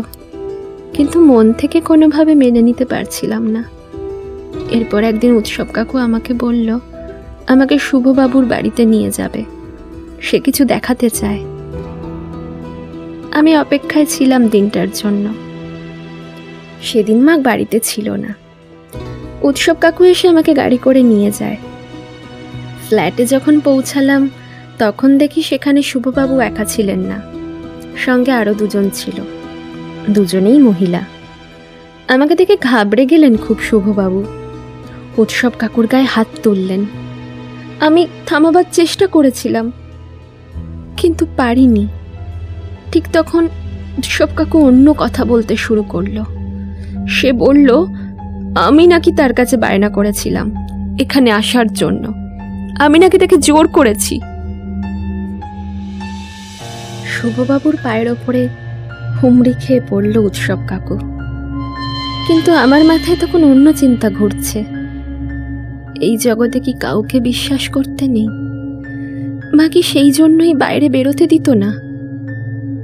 এই ফ্ল্যাটে আসলে কি হয় সেটা বুঝতে আর বাকি ছিল না আমার। তাহলে আমার মাকেও এই মানুষটা ঠকাচ্ছে। ছি, এই প্রশ্নটাই আমি করেছিলাম। প্রথমে সে অনুরোধ করে আমি যেন মাকে কিছু না বলি, কিন্তু যখন আমি শুনলাম না, এরপর তিনি আমাকে এমন কিছু কথা বললেন যা শুনে আমি নিজের ওপরে নিয়ন্ত্রণ হারিয়ে ফেলি। আমার মা নাকি আমার নিজের মা নয়, আমাকে মা চুরি করেছিল। শুভবাবু না থাকলে হয়তো অনেক আগেই পুলিশ এসে মাকে ধরে ফেলত। তিনি আমার মাকে খুব ভালোবাসেন। আমার মায়ের নাকি প্রথম সন্তান মারা যাবার পর যখন মা এই কাজ করে, তখন এই শুভ বাবুই মাকে বাঁচিয়েছিলেন। আমি না কাকে বিশ্বাস করব বুঝে উঠতে পারছিলাম না। উৎসব কাকু আমাকে বাড়িতে পৌঁছে দেয়। মা আমাকে দেখে কাঁদতে থাকে। উৎসব কাকু বলে আমি নাকি বাড়ি থেকে পালাতে চেয়েছিলাম, রাস্তায় আমাকে দেখতে পেয়ে এখানে নিয়ে এসেছে। কত বড় মিথ্যে কথা একবার ভাবুন তো। আমার কেমন যেন সবকিছু নাটক মনে হচ্ছিল, নাটক। মা, উৎসব কাকু সকলেই অভিনয় করছে। ভালো সাজার অভিনয়, ভালো মানুষ সাজার অভিনয়। সেই দিন মায়ের সাথে আর একটা কথাও বলিনি, কিন্তু সত্যিটা মায়ের মুখ থেকে যে আমাকে শুনতেই হতো। আর সেই জন্যই আমি অন্যভাবে তার উপর জোর দিতে শুরু করি।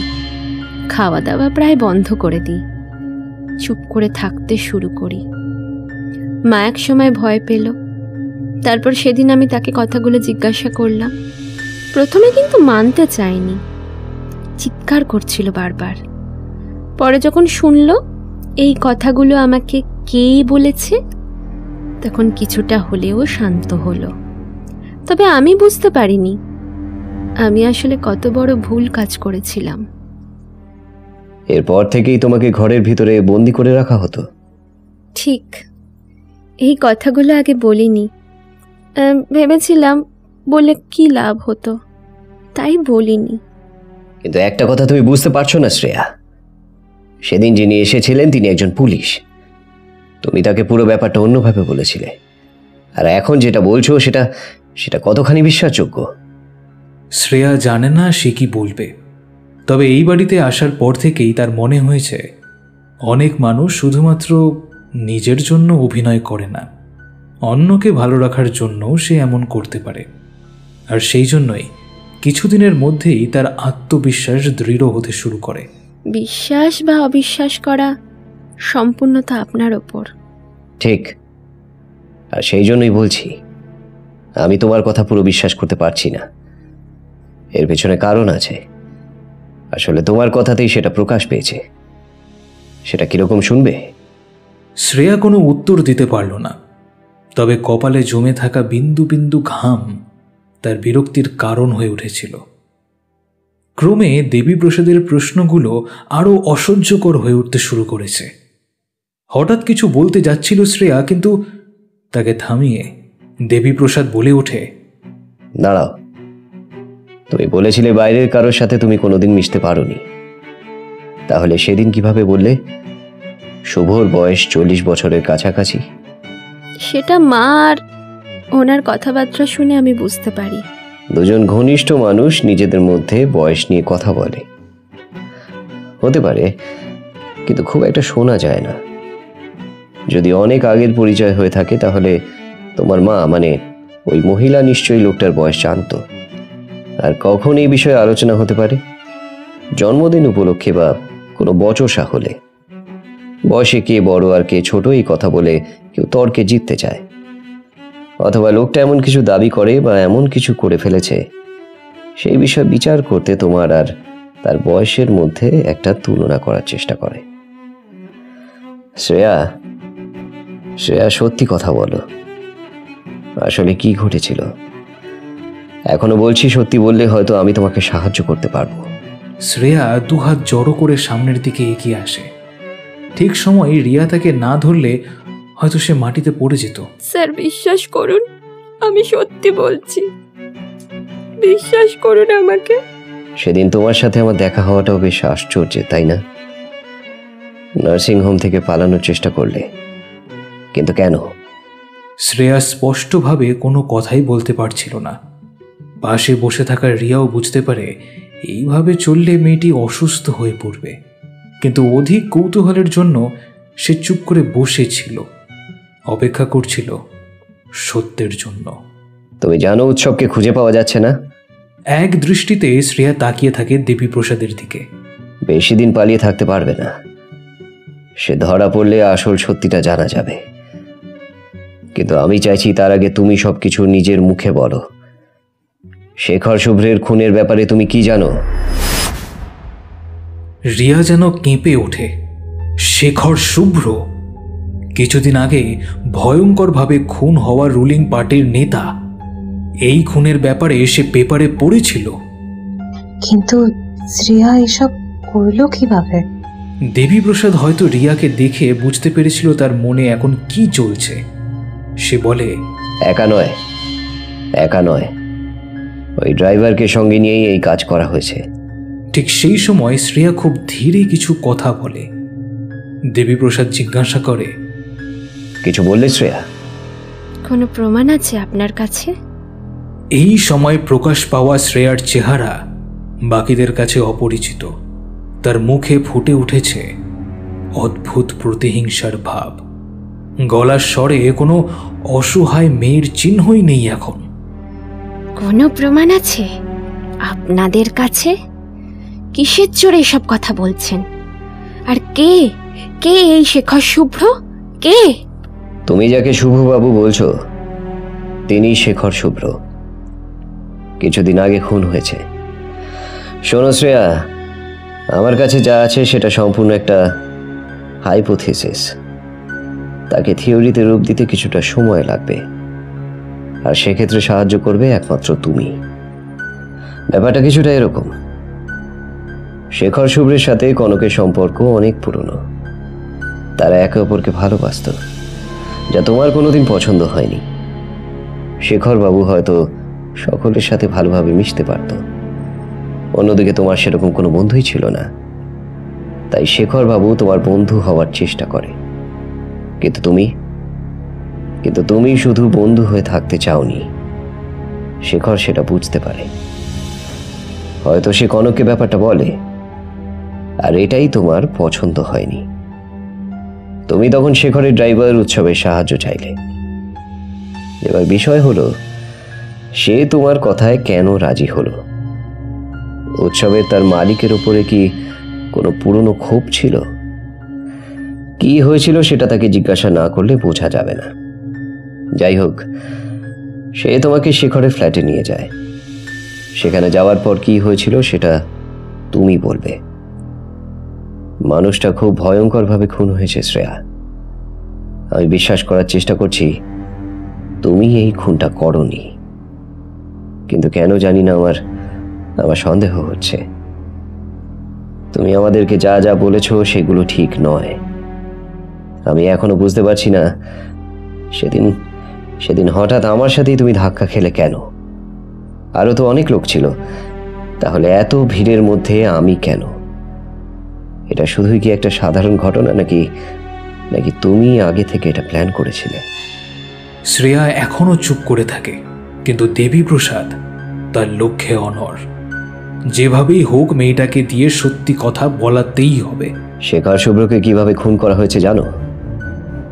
প্রথমে তাকে অজ্ঞান করা হয়, তারপর হয় বাকি কাজ। গলা কাটার ব্যাপারটা নিশ্চয়ই উৎসব করেছে। ছেলেটার পুরনো রেকর্ড ভালো না, আগে দুটো খুন করেছে, অথচ সেই ছিল শেখরবাবুর ড্রাইভার এবং বডিগার্ড। কিন্তু অন্য কাজটা কি তুমি করেছিলে? শ্রেয়া এসব করবে, এটা আপনি ভাবলেন কিভাবে? ওই যে বললাম, হাইপোথিসিস। কিছুই এখনো প্রমাণ হয়নি, তবে হতেও বেশি সময় লাগবে না। একটা কথা মনে রাখবে, প্রতিহিংসার আগুন সব কিছু পুড়িয়ে দিতে পারে। এটা আজকের কথা নয়, অনেক পুরনো হলেও এটাই সত্যি, আর তা বারবার প্রমাণিত হয়েছে। সেদিন আমি ওকে নার্সিংহোম থেকে বাড়িতে নিয়ে এসেছিলাম, কারণ আমার ডাক্তার বন্ধুর কাছে শ্রেয়ার ব্যাপারে শুনে মেয়েটার উপরে আমার মায়া হয়েছিল। যে খুন হয়েছে তিনি মোটেই ভালো লোক ছিলেন না। তোমাদের সামনে বলতে আমার খারাপ লাগছে, কিন্তু তিনি অনেক মেয়ের সর্বনাশ করেছিলেন। তার মধ্যে একটি নাম হলো শ্রেয়া। কি বলছেন স্যার? ঠিকই বলছি। আর কনক হলো শ্রেয়ার নিজের মা। সে যে গল্প আমাদের শুনিয়েছে সবটা মিথ্যে। আসলে শ্রেয়া হচ্ছে এগোরাফোবিয়া নামে একটি মানসিক রোগে আক্রান্ত। এক্ষেত্রে রোগী ঘরের বাইরে বেরোতে ভয় পায়। সে নিজের বাড়িকেই সব থেকে সুরক্ষিত স্থান বলে মনে করে। এই অবস্থায় কনক যেভাবে হোক নিজের মেয়েকে সুস্থ রাখার চেষ্টা করেছিল।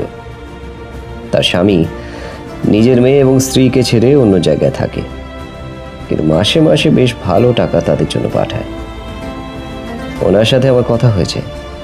তার ভালো নাম হলো শুভ সাহা। এই শুভ নামটিকেই শ্রেয়া নিজের গল্পের হিরো বা ভিলেন, যেটা বলতে চাও, সেরকম ভাবে সাজিয়েছে। শুভবাবু অনেকদিন ধরেই আলাদা থাকে। তিনি কনক এবং শেখর শুভ্রর মধ্যে অবৈধ সম্পর্কের বিষয়ে জানতে পেরেছিলেন, তবে বাড়ি ছাড়লেও নিজের কর্তব্য তিনি ভোলেননি। অথচ কনক নিজেকে সংযত করতে পারেনি। বাড়িতে ঘন ঘন আসতো এই শেখর শুভ্র। সে হলো পার্টির বড় মাথা, তাই সে যে ক্ষমতার জোর দেখাবে তাতে কোনো সন্দেহ নেই। সকলেই প্রতিবাদ করতে ভয় পায়, কনকও হয়তো ভয় পেত। সে যে অজান্তেই হিংস্র বাঘের খাঁচা খুলে দিয়েছিল। জীবন নিয়ে উদাসীন এই মহিলা নিজের হাতে শ্রেয়ার সর্বনাশ করে, আর শেখর শুভ্র সুযোগের সদ্ব্যবহার করে। সেই সময় অসহায় শ্রেয়া হয়তো প্রতিবাদ করতে চেয়েছিল, কিন্তু গভীর জঙ্গলে দিশাহীন ক্লান্ত পথিকের মতো সেও একসময় আত্মসমর্পণ করতে বাধ্য হয়। যাই হোক, আমরা খুব সহজেই এসব তথ্য প্রমাণ করতে পারবো শ্রেয়া। তুমি বিশ্বাস করো, এতে তোমার কোনো ক্ষতি হবে না। বরং তুমি যদি স্বীকার করো, তাহলে হয়তো এই লোকটার আসল চেহারা লোকে চিনতে পারবে। আর যার মৃত্যুতে সকলে শোক পালন করছে, তারা সত্যিটা জানলে অবস্থা সম্পূর্ণ পাল্টে যাবে। কিন্তু আমরা তো মানুষ, বিচার সকলের প্রাপ্য, আইনের উপরে কেউ নয়। তাই খুনিকে শনাক্ত করা আমাদের দায়িত্বের মধ্যে পড়ে। শ্রেয়া যেন হঠাৎ একজন মৌন শ্রোতার ভূমিকা নিয়েছে। তাকে দেখলে মনে হয় যেন কোনো পাথরের মূর্তি বসে আছে ঘরের মাঝে। রিয়া একবার তার হাত ধরে অনুরোধ করল যাতে সে কিছু বলে, তবুও সে চুপ করে থাকে। স্যার, অনেক রাত হয়েছে তো, এখন থাক বরং। দেবীপ্রসাদ সম্মতি জানায়, কিন্তু ঘরে যাওয়ার ঠিক আগের মুহূর্তে শ্রেয়া কিছু কথা বলে। ওই নার্সিংহোমে শয়তানটার ছবি ছিল, তাই ওখান থেকে পালিয়েছিলাম। তুমি ঘরে যাও, একটু ঘুমানোর চেষ্টা করো। এক মনে অনেক কথাই ভাবছিল দেবীপ্রসাদ। ডাক্তার বন্ধুর কাছ থেকে শ্রেয়ার মেডিকেল হিস্ট্রি পাওয়া গিয়েছে। বিগত কিছু বছর ধরে তাকে যে শারীরিকভাবে নির্যাতন করা হয়েছে সেটাও প্রমাণিত। কিন্তু কনককে নিজের মা বলে অস্বীকার করা, এমনকি ছোটবেলায় তাকে কোনো এক হাসপাতাল থেকে চুরি করার গল্পটা সে ভাবল কিভাবে? এটা ঠিক, কনক একটি সরকারি হাসপাতালের নার্সের কাজ করত। কর্মক্ষেত্রেও তার খুব একটা সুখ্যাতি ছিল না। সেখানে বাচ্চা চুরির ঘটনাও ঘটেছিল। এর সঙ্গে সত্যি কি কনকের কোনো যোগ আছে? দেবীপ্রসাদ হঠাৎই অস্থির হয়ে ওঠে, কারণ যারা সঠিক উত্তর দিতে পারবে তাদের মধ্যে একজন কুমায় আর অন্যজন নিরুদ্দেশ। অদ্ভুত একটা কেস। কেঁচো খুঁড়তে গিয়ে আবার সাপ না বেরিয়ে আসে। রাত তখন 11:30। সুবীরকে ফোন করে দেবীপ্রসাদ। কিছুক্ষণ রিং হওয়ার পরেই সুবীর ফোন ধরলো। হ্যাঁ স্যার বলুন, এত রাতে সব ঠিক আছে তো? আপাতত। ওদিকে উৎসবের কোনো খবর পেলে? কিছুক্ষণ আগেই খবরটা পেলাম, আপনাকে ফোন করতে যাচ্ছিলাম। মহিষ ভাতায় একটি মাছের ভেড়ির কাছে উৎসবের বডি পাওয়া গিয়েছে স্যার। কি বলছো সুবীর? হ্যাঁ স্যার, শরীরটা ফুলে গিয়েছে, বেশ কিছুদিন ধরেই ওখানে ছিল। আপনি বেশি চিন্তিত হবেন না স্যার, আমি দেখছি। চিন্তা? কি বলছো সুবীর? সব চিন্তা নিয়ে তো বাছাধনরা জগতের মায়া ছাড়ছে যে। তবে এতদিন পরে একটু স্বস্তি বোধ করছি স্যার। কেন স্বস্তি বোধ করছো মানে? খুনি তো তার সাজা পেল, কেস তো প্রায় ক্লোজ হয়ে গিয়েছে। তার মানে তুমি উৎসবকেই খুনি হিসেবে ধরে নিয়েছিলে, তাই তো? তাহলে একে কে মারলো সেটা বলো। উৎসব হয়তো কোনো কন্ট্রাক্ট কিলার হতে পারে, কাজ মিটে গেছে বলে লোক লাগিয়ে উৎসবকেও খুন করে দেওয়া হয়েছে। এত তাড়াতাড়ি নিশ্চিত হওয়া যায় সুবীর? অনেক সত্যি তো এখনো জানা হয়নি। সত্যি? যেমন? কনক এখনো কোমায়। নিজের মায়ের প্রতি শ্রেয়ার মনে এত ঘৃণা যে এমন ভালো গল্প বানিয়ে ফেললো। গল্পটাকে বিশ্বাস করলে শ্রেয়ার জন্যই কনক এখন কোমায়, কিন্তু অবিশ্বাস করলে এর পিছনে অন্য কারোরও হাত থাকতে পারে। শ্রেয়াকে সবকিছু জানালেন স্যার? বাধ্য হলাম। ভেবেছিলাম এত কিছু শোনার পর মেয়েটা হয়তো ভাঙবে, কিন্তু সে আর কোনোই কথা বলছে না। মায়ের মতো সেও চুপ করে আছে। উৎসবের ব্যাপারটা বলবেন? বলতে তো হবেই, একটু চাপ তৈরি করতে হবে। আমি জানি সে ভাঙবে, তবু মচকাবে না। এখন এখন কোনোভাবে কনকে যদি জ্ঞান ফিরত। আচ্ছা, শ্রেয়া কি কাউকে বাঁচানোর চেষ্টা করছে? কাকে বাঁচাবে? কে আছে যাকে? হঠাৎ চুপ করে কিছু কথা চিন্তা করতে থাকে দেবীপ্রসাদ। স্যার, হ্যালো হ্যালো, হ্যাঁ স্যার, চুপ করে গেলেন যে? সুবীর, একটা কাজ করতে পারবে? হ্যাঁ স্যার বলুন, কি করতে হবে? তুমি একটা ফোন করবে। কাকে সেটা আমি বলে দেব। ফোন করে বলবে শ্রেয়াকে শেখর শুভ্র এবং তার ড্রাইভারকে খুনের দায়ে গ্রেফতার করা হয়েছে। কেমন? আরও কিছু কথা হয় তাদের মধ্যে, দুজন বাদে, যার সাক্ষী হয়ে থাকে রাতের নীরবতা।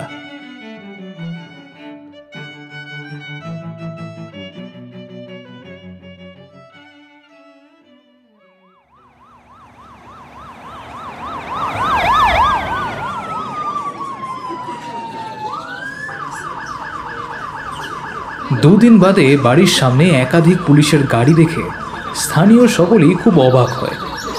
বাড়ির সামনে জমা হয়েছে অসংখ্য মানুষ এবং কিছু মিডিয়ার লোকও রয়েছে। সকলেই জানতে আগ্রহী ভিতরে যে মানুষটিকে হাতকড়া পরিয়ে বসিয়ে রাখা হয়েছে সে আসলে কে। কিছু কানাঘুষো শোনা যায়, তবে মিডিয়ার সাহায্যে অনেকেই জানতে পেরেছে বাড়ির ভেতরে যে বসে আছে সে নাকি শেখর শুভ্রকে খুন করেছে।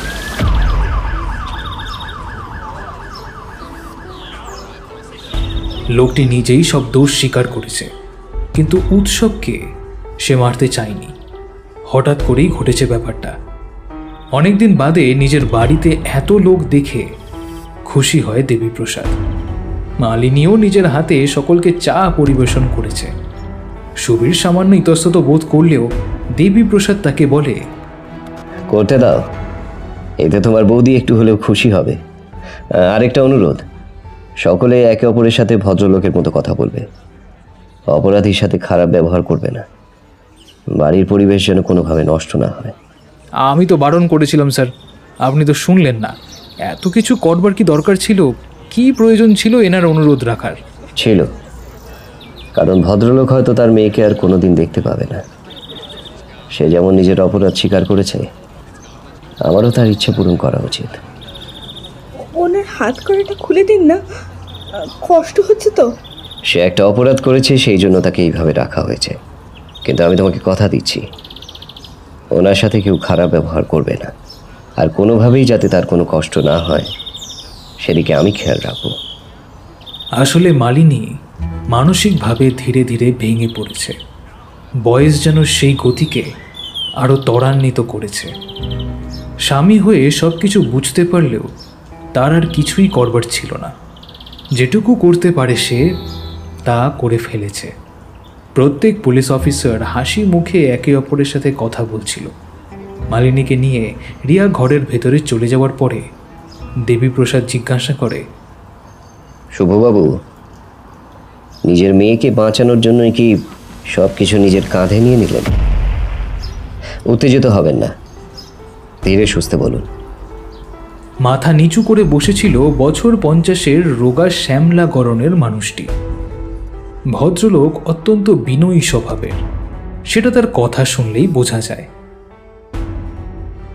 যদি কোনো সময় কনকের জ্ঞান ফেরে তাহলে তাকে জিজ্ঞাসা করবেন কি কি অপরাধ সে করেছে।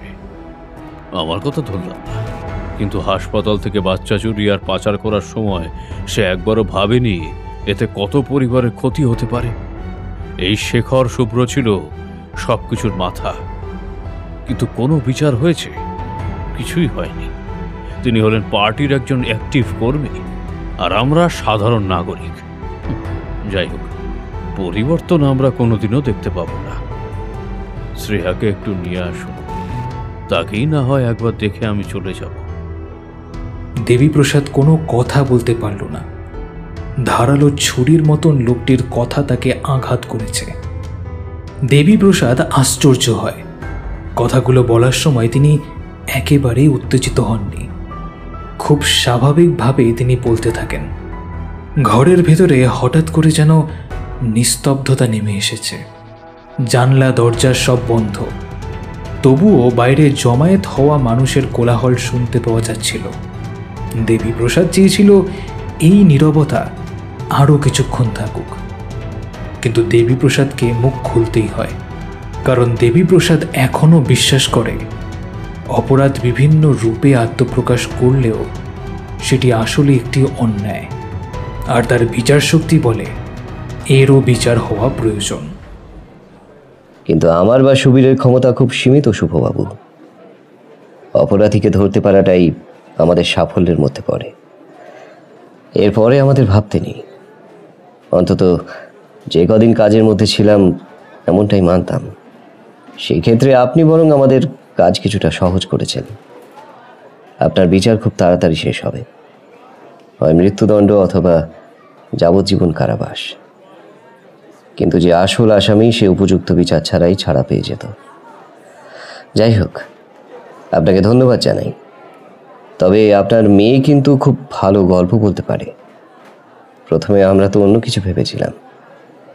আচ্ছা, একটা প্রশ্ন, আপনার স্ত্রীর এরকম অবস্থা হলো কিভাবে? শ্রেয়া করেছে এসব? এর জন্য আপনাকে আরও একটি গল্প শুনতে হবে। উৎসব মানে শেখর শুভ্রের ড্রাইভার নিজের মালিকের উপরে সন্তুষ্ট ছিল না। কারণটা কিছুটা আমার মতোই। নিজের বাড়ি বহুদিন যেতে পারেনি, জানেন। সে কোনোদিনও বউয়ের সামনেও দাঁড়াতে পারতো না যদি না এই কাজে আমাকে সাহায্য করত। আমি বেলেঘাটা থানায় অনেকবার রিপোর্ট করেছিলাম, কিন্তু আপনার বন্ধু হয়তো জানেন আমার সাথে কি হয়েছিল। এক রাতে আমি লকআপে বন্দি ছিলাম। কারণটা কি জানেন? শেখর শুভ্রর নামে নালিশ করেছিলাম। এটাই ছিল আমার অপরাধ, এটাই। প্রয়োজনে মিডিয়ার কাছে যাওয়ার হুমকি দিই, কিন্তু পরিবর্তে তারা আমাকে এই ভয় দেখাতে শুরু করে। স্যার, আমি কিন্তু পুলিশের কথাই বলছি, আইন এবং সমাজ রক্ষকের কথা বলছি, কোনো ভাড়া করা বা গুন্ডার কথা বলছি না। উৎসব এসব জানতো। অনেক দিন এদের নজরবন্দি হয়েছিলাম তো। তারপর একদিন সে আমার কাছে প্রস্তাব রাখে। দেখুন স্যার, এতদিন ধরে তো ঘুরছেন, কোনো সুরাহা হলো কি? হবে না স্যার, হবে না। শেখরকে মেরে ফেলা অত সহজ নয়। দাঁড়াও ভাই, আমি বুঝলাম না। মারা মানে? আরে আমি তো শাস্তির কথা বলছি। আমার মেয়ের সাথে সে যা করেছে তার জন্য যে তার শাস্তি পাওয়া উচিত। আর আপনি মনে করেন সেই শাস্তিটা আইন দেবে? ভুলে যান স্যার, ভুলে যান। এসব লোকের শাস্তি ওইভাবে হয় না। তাহলে কিভাবে আমি বিচার পাবো? আমার সংসার তো শেষ করে দিল। অনেক দিন সহ্য করেছি, আর নয়। তাহলে আমার কথা শুনুন। আপনি একা নন যে ওই শয়তানটার শাস্তি চায়। আমার জীবনও সে শেষ করেছে। ইচ্ছে করলে আমি যে কোনো সময় তাকে শেষ করতে পারি, কিন্তু আমি চাই সব কিছু পরিকল্পনা করে হোক, যাতে সে শাস্তিও পায় আর আমরাও ধরা না পড়ি। স্যার, ধরা পড়ব না মানে? ক্রাইম করে বেশি দিন কেউ পালিয়ে বাঁচতে পারে না উৎসব। তাহলে আমার বউ পারলো কিভাবে স্যার? ওই শেখর পারলো কিভাবে? হাহ, আপনি কি ভাবেন আমি কিচ্ছু জানি না? হ্যাঁ, কিচ্ছু জানি না। হাসপাতালে চাকরি করতে করতে সে কত বাচ্চা এধার ওধার করেছে। এদের কি কেউ ধরতে পেরেছে স্যার? হ্যাঁ, পারেনি। কেন? কারণ শেখর সাহেব সব জায়গায় নিজের কলকাঠি নেড়ে রেখেছিল। আমরাও সেইভাবেই প্ল্যানটা করব। মাস্টার, বিচার যদি চাও তাহলে এইভাবেই পাবে, না হলে কেউ তোমার কথায় কিন্তু কান দেবে না। জুতোর শোল ক্ষয়ে যাবে, বিচার তুমি পাবে না। বলো, সাথে আছো আমার?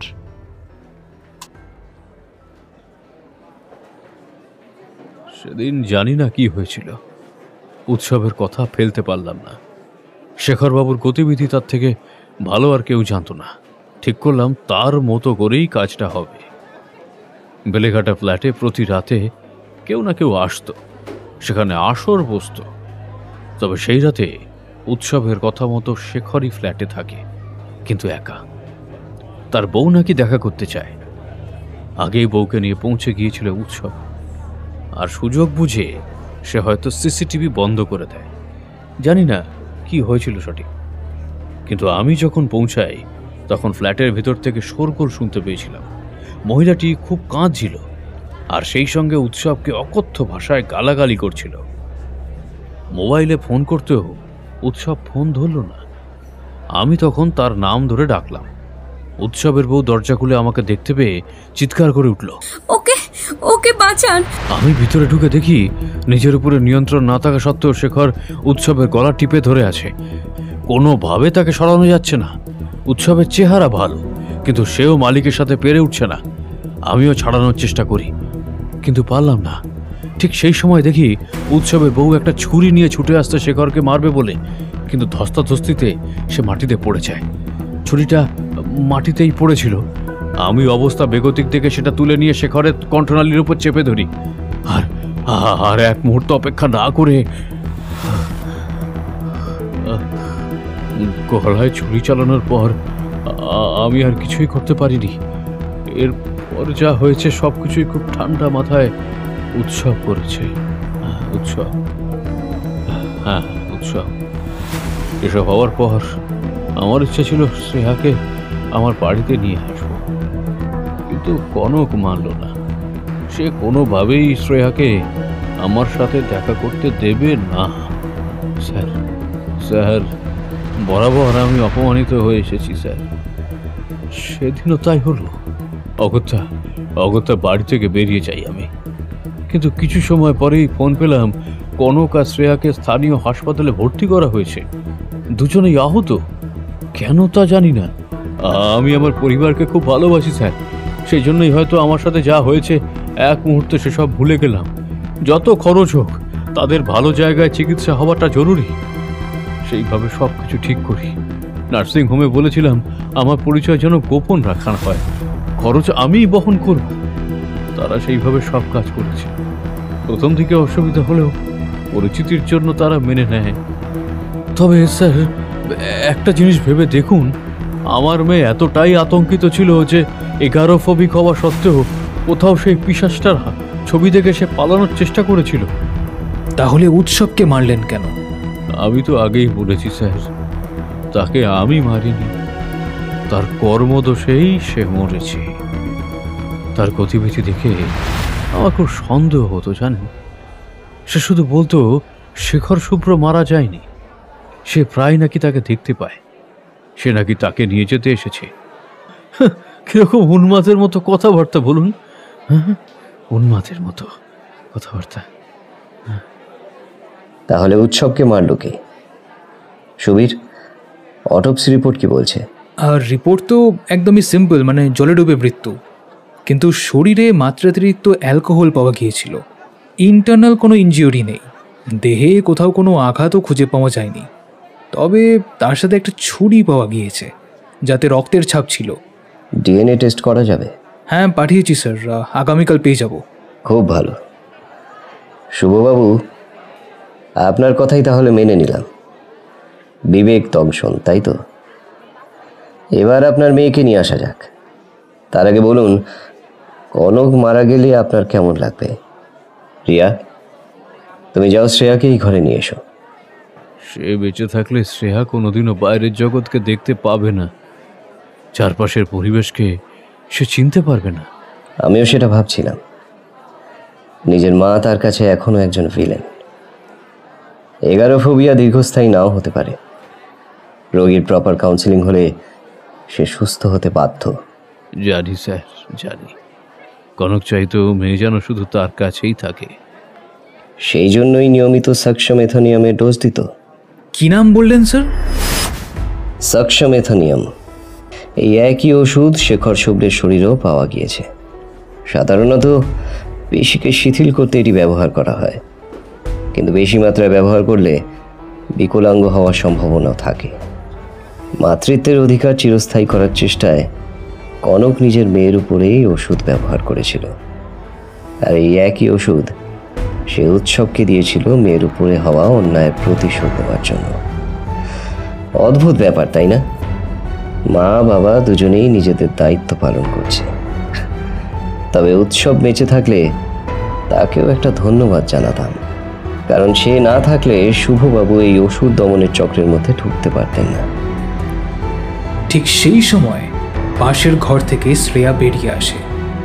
হুইল চেয়ারে বসে থাকা নিজের মেয়েকে দেখে কান্নায় ভেঙে পড়েন শুভ সাহা। ভদ্রলোকের এই অভিব্যক্তি সকলের মধ্যেই একসাথে অবাক এবং বিস্ময়ের মিশ্র প্রতিক্রিয়া তৈরি করে, কিন্তু শ্রেয়ার মধ্যে কোনো ভাব প্রকাশ পেল না। দেবীপ্রসাদ বিষয়টি লক্ষ্য করে, তারপর শ্রেয়ার কাছে গিয়ে তার কানে কিছু কথা বলে। শ্রেয়া, আজ তোমার বাবা তোমার সাথে দেখা করতে এসেছে। বাবা হয়ে সে তার কাজ করেছে, এবার তুমি তোমার কাজ করো।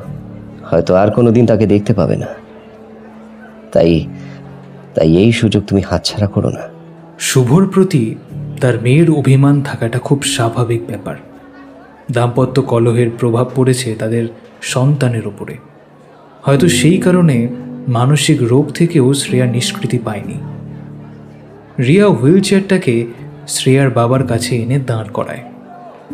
শুভ মেয়ের হাত ধরে কান্নায় ভেঙে পড়ে। কিছু সময় বাদে শ্রেয়াকেও কাঁদতে দেখা যায়। দীর্ঘশ্বাস ফেলে দেবীপ্রসাদ। কিছুক্ষণ বাদে সুবীরকে সে ইশারায় বোঝায় সময় হয়ে গিয়েছে। প্রায় 5 মিনিট ধরে বাবা মেয়ের মধ্যে কোনো কথা হয়নি, কিন্তু যখন শুভকে নিয়ে যাওয়ার জন্য একজন পুলিশ কর্মী কাছে এসে দাঁড়ায়, শ্রেয়া তার বাবার হাত চেপে ধরে, কিন্তু শুভ নিজের হাত ছাড়িয়ে নিয়ে বলে, পারলে বাবাকে ক্ষমা করে দিস। ঘরের ভিতরে অশান্তির পরিবেশ থাকবে এখন কিছুদিন, কিন্তু তার চিন্তার বিষয় হলো যদি মালিনীর ওপর কোনো প্রভাব পড়ে তখন সে কি করবে। সকলকে বিদায় জানানোর জন্য দরজার কাছে এসেছিল দেবীপ্রসাদ। অনেক মানুষের ভিড় ঠেলে এগোতে হবে। নিজেদের তৈরি করে নেয় সুবীর এবং তার সহকর্মীরা। সেই মুহূর্তে দেবীপ্রসাদের হঠাৎ হাত ধরে শুভ সাহা। সুবীর বিরক্তি প্রকাশ করলেও দেবীপ্রসাদ তাকে থামিয়ে দেয়, বলে, শুভবাবু, আপনার মেয়ের কিচ্ছু হবে না, সে ভালো থাকবে। শ্রেয়া যেন কোনোদিনও না জানে কনক ওর সাথে কি করেছে। জানলে মেয়েটা কষ্ট পাবে। কথা দিলাম, আপনি নিশ্চিন্ত থাকুন, শ্রেয়া কোনোভাবেই এসব জানবে না। এই সামান্য কথোপকথনের পরে কিছু সময়ের মধ্যেই ভিড়ের ভিতরে মিশে যায় সুবীরের মতন বাকি পুলিশ কর্মী এবং শুভ সাহা। অনেক প্রশ্নের বান তার দিকে ছুটে এসেছিল। হয়তো কালকের খবরের কাগজে খুনের বিবৃতির সাথে তার নামও উল্লেখ করা হবে। সম্মান তাতে তার বাড়বে, লোক তার নাম জানবে, কিন্তু বর্তমানে দেবীপ্রসাদ নিজেকে একজন নীরব দর্শক হিসেবে ভাবতেই ভালোবাসে। বেশি ভাবতে গেলেই তার কষ্ট হয়, তাই এখন চাই শুধুমাত্র বিশ্রাম, অথবা শ্রেয়াকে বোঝানো সামনে অনেকখানি রাস্তা তাকে অতিক্রম করতে হবে, ভেঙে পড়লে চলবে না। অনেক আলোর ঝলকানির বিরুদ্ধে গিয়ে দেবীপ্রসাদ দরজা বন্ধ করে। মনে মনে সে ঠিক করে নেয় শ্রেয়ার প্রতি নজর দিতে হবে, হয়তো রিয়া এবং মালিনীও তাকে সাহায্য করবে।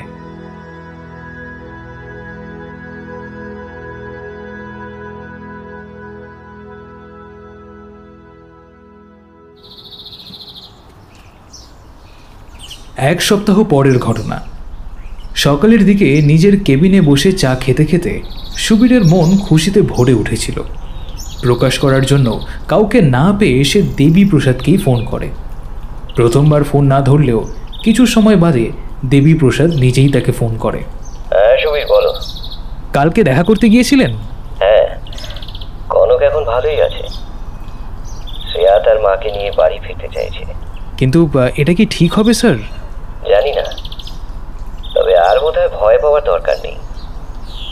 কনক এখন তার মেয়ের ঠিকভাবেই যত্ন করবে বলে আমার মনে হয়। তুমি কিন্তু আমার অনুরোধটা দেখো। কি অনুরোধ স্যার? ওই ওষুধের ব্যাপারটা? চিন্তা করবেন না, এই বিষয়ে রিপোর্টে কোনো কিছুই লেখা হবে না। আপনি একটু আপনার ওই ডাক্তার বন্ধুকে বলে দেবেন। সেটা বলেছি, একটু অনীহা প্রকাশ করেছিল, পরে অনুরোধ করতেই সে বলেছে এই বিষয়টা নিয়ে ভাববে। আর শ্রেয়ার ওই মানসিক রোগটার ব্যাপারে কোনো আপডেট আছে স্যার? ভালো ডাক্তার দেখাতে হবে, কাউন্সিলিং প্রয়োজন, তাড়াতাড়ি কিছু হবে না। যাক, তাহলে মেয়ে নিজের মায়ের কাছেই ফিরছে। হ্যাঁ, কিন্তু এখনো একটা সমস্যা আছে। সমস্যা এখনো? কি স্যার? শুভর জবানিতে সে এবং উৎসব খুনটা করেছিল, কিন্তু সে কি আদৌ সত্যি কথা বলেছে? সে আবার কি কথা স্যার? কেস তো কোর্ট পর্যন্ত এগিয়ে গিয়েছে, বড়সড় শাস্তির মুখে দাঁড়িয়ে আছে শুভ সাহা, আর এখন আপনি এই কথা বলছেন? সন্দেহ হচ্ছে তাই বলছি। মেয়েকে শাস্তির হাত থেকে বাঁচানোর জন্য সে সব দোষ নিজের কাঁধে নেয়নি তো। কি বলছেন স্যার? মনে হয়েছিল আমার হাইপোথিসিস প্রপার থিওরিতে কনভার্ট হয়েছে, কিন্তু একটা ঘটনা আরো একবার ভাবতে বাধ্য করছে। কিরকম?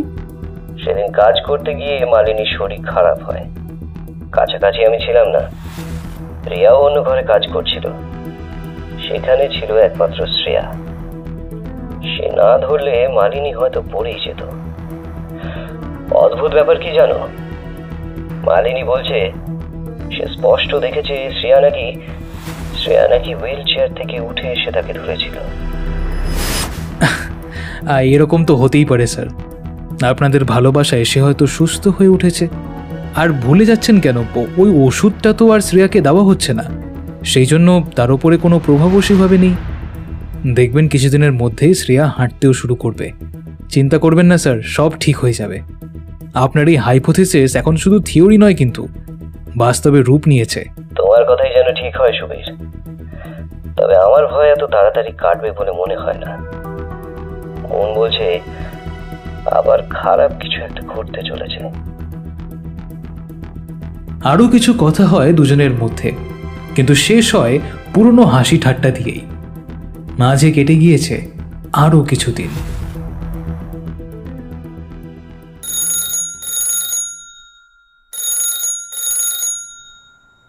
এক রাতে দেবীপ্রসাদ হঠাৎ সুবীরের ফোন পায়। এক মুহূর্তের জন্য তার বুক কেঁপে উঠেছিল, তার মাথা দপদপ করছে। তাহলে কি সেই আশঙ্কাই সত্যি হলো? ফোন শেষে রিসিভারটা ঠিকভাবে রাখতে ভুলে গিয়েছিল দেবীপ্রসাদ। তার হাত শুধু কাঁপছে, মাথার ভেতরে সজোরে কেউ যেন আঘাত করে চলেছে। পাশে ঘুমিয়ে থাকা মালিনীকে একবার ডাকতে গিয়েও নিজেকে সংযত করে দেবীপ্রসাদ। এই খবর সে সহ্য করতে পারবে না। সুবীর বারবার বলছিল, এত বড় ভুল করে ফেললাম স্যার, এত বড় ভুল আমি ভাবতে পারছি না। এখনো শ্রেয়ার মিষ্টি মুখটা চোখের সামনে ভাসছিল দেবীপ্রসাদের। কাল হয়তো সেই মুখের ছবিটাই খবরের কাগজে দেখা যাবে, যার নিচে লেখা থাকবে, নিজের মাকে নির্মমভাবে খুন করে আত্মঘাতী হয়েছে 18 বছরের শ্রেয়া সাহা। ঘরের ভিতরে শ্রেয়ার মা কনকের রক্তাক্ত শরীর উদ্ধার করেছে স্থানীয় বাসিন্দা।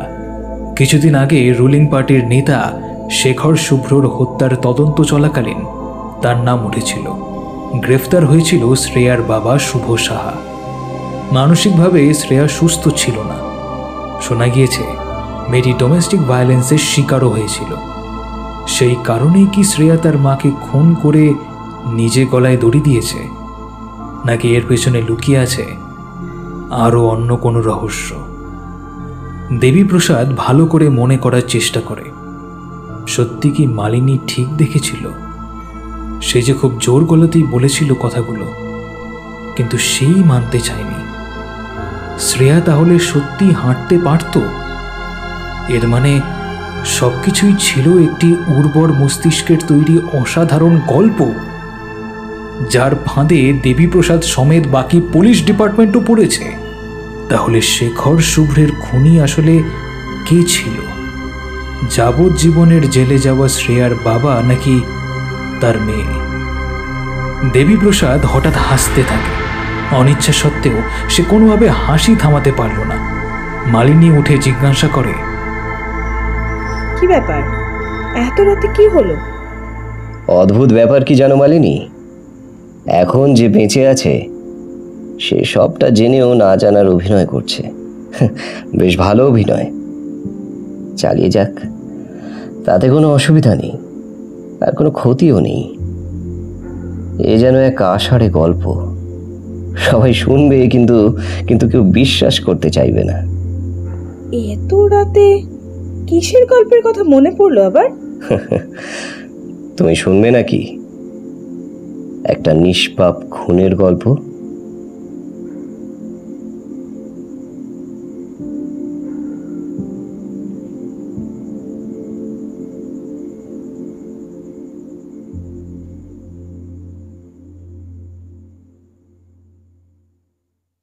শুনছিলে আজকের গল্প সৌরভ মজুমদারের লেখা দারোগা দেবী প্রসাদ রায়ের নিষ্পাপ খুনের গল্প।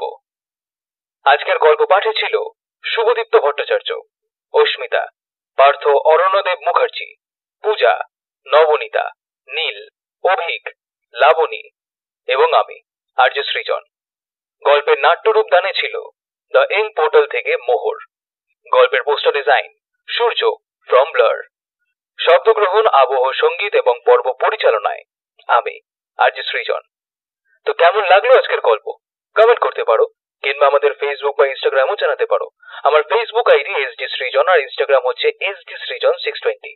তো ভালো থেকো, ভালো রেখো, আর আমি আরজে সৃজন সাইনিং অফ।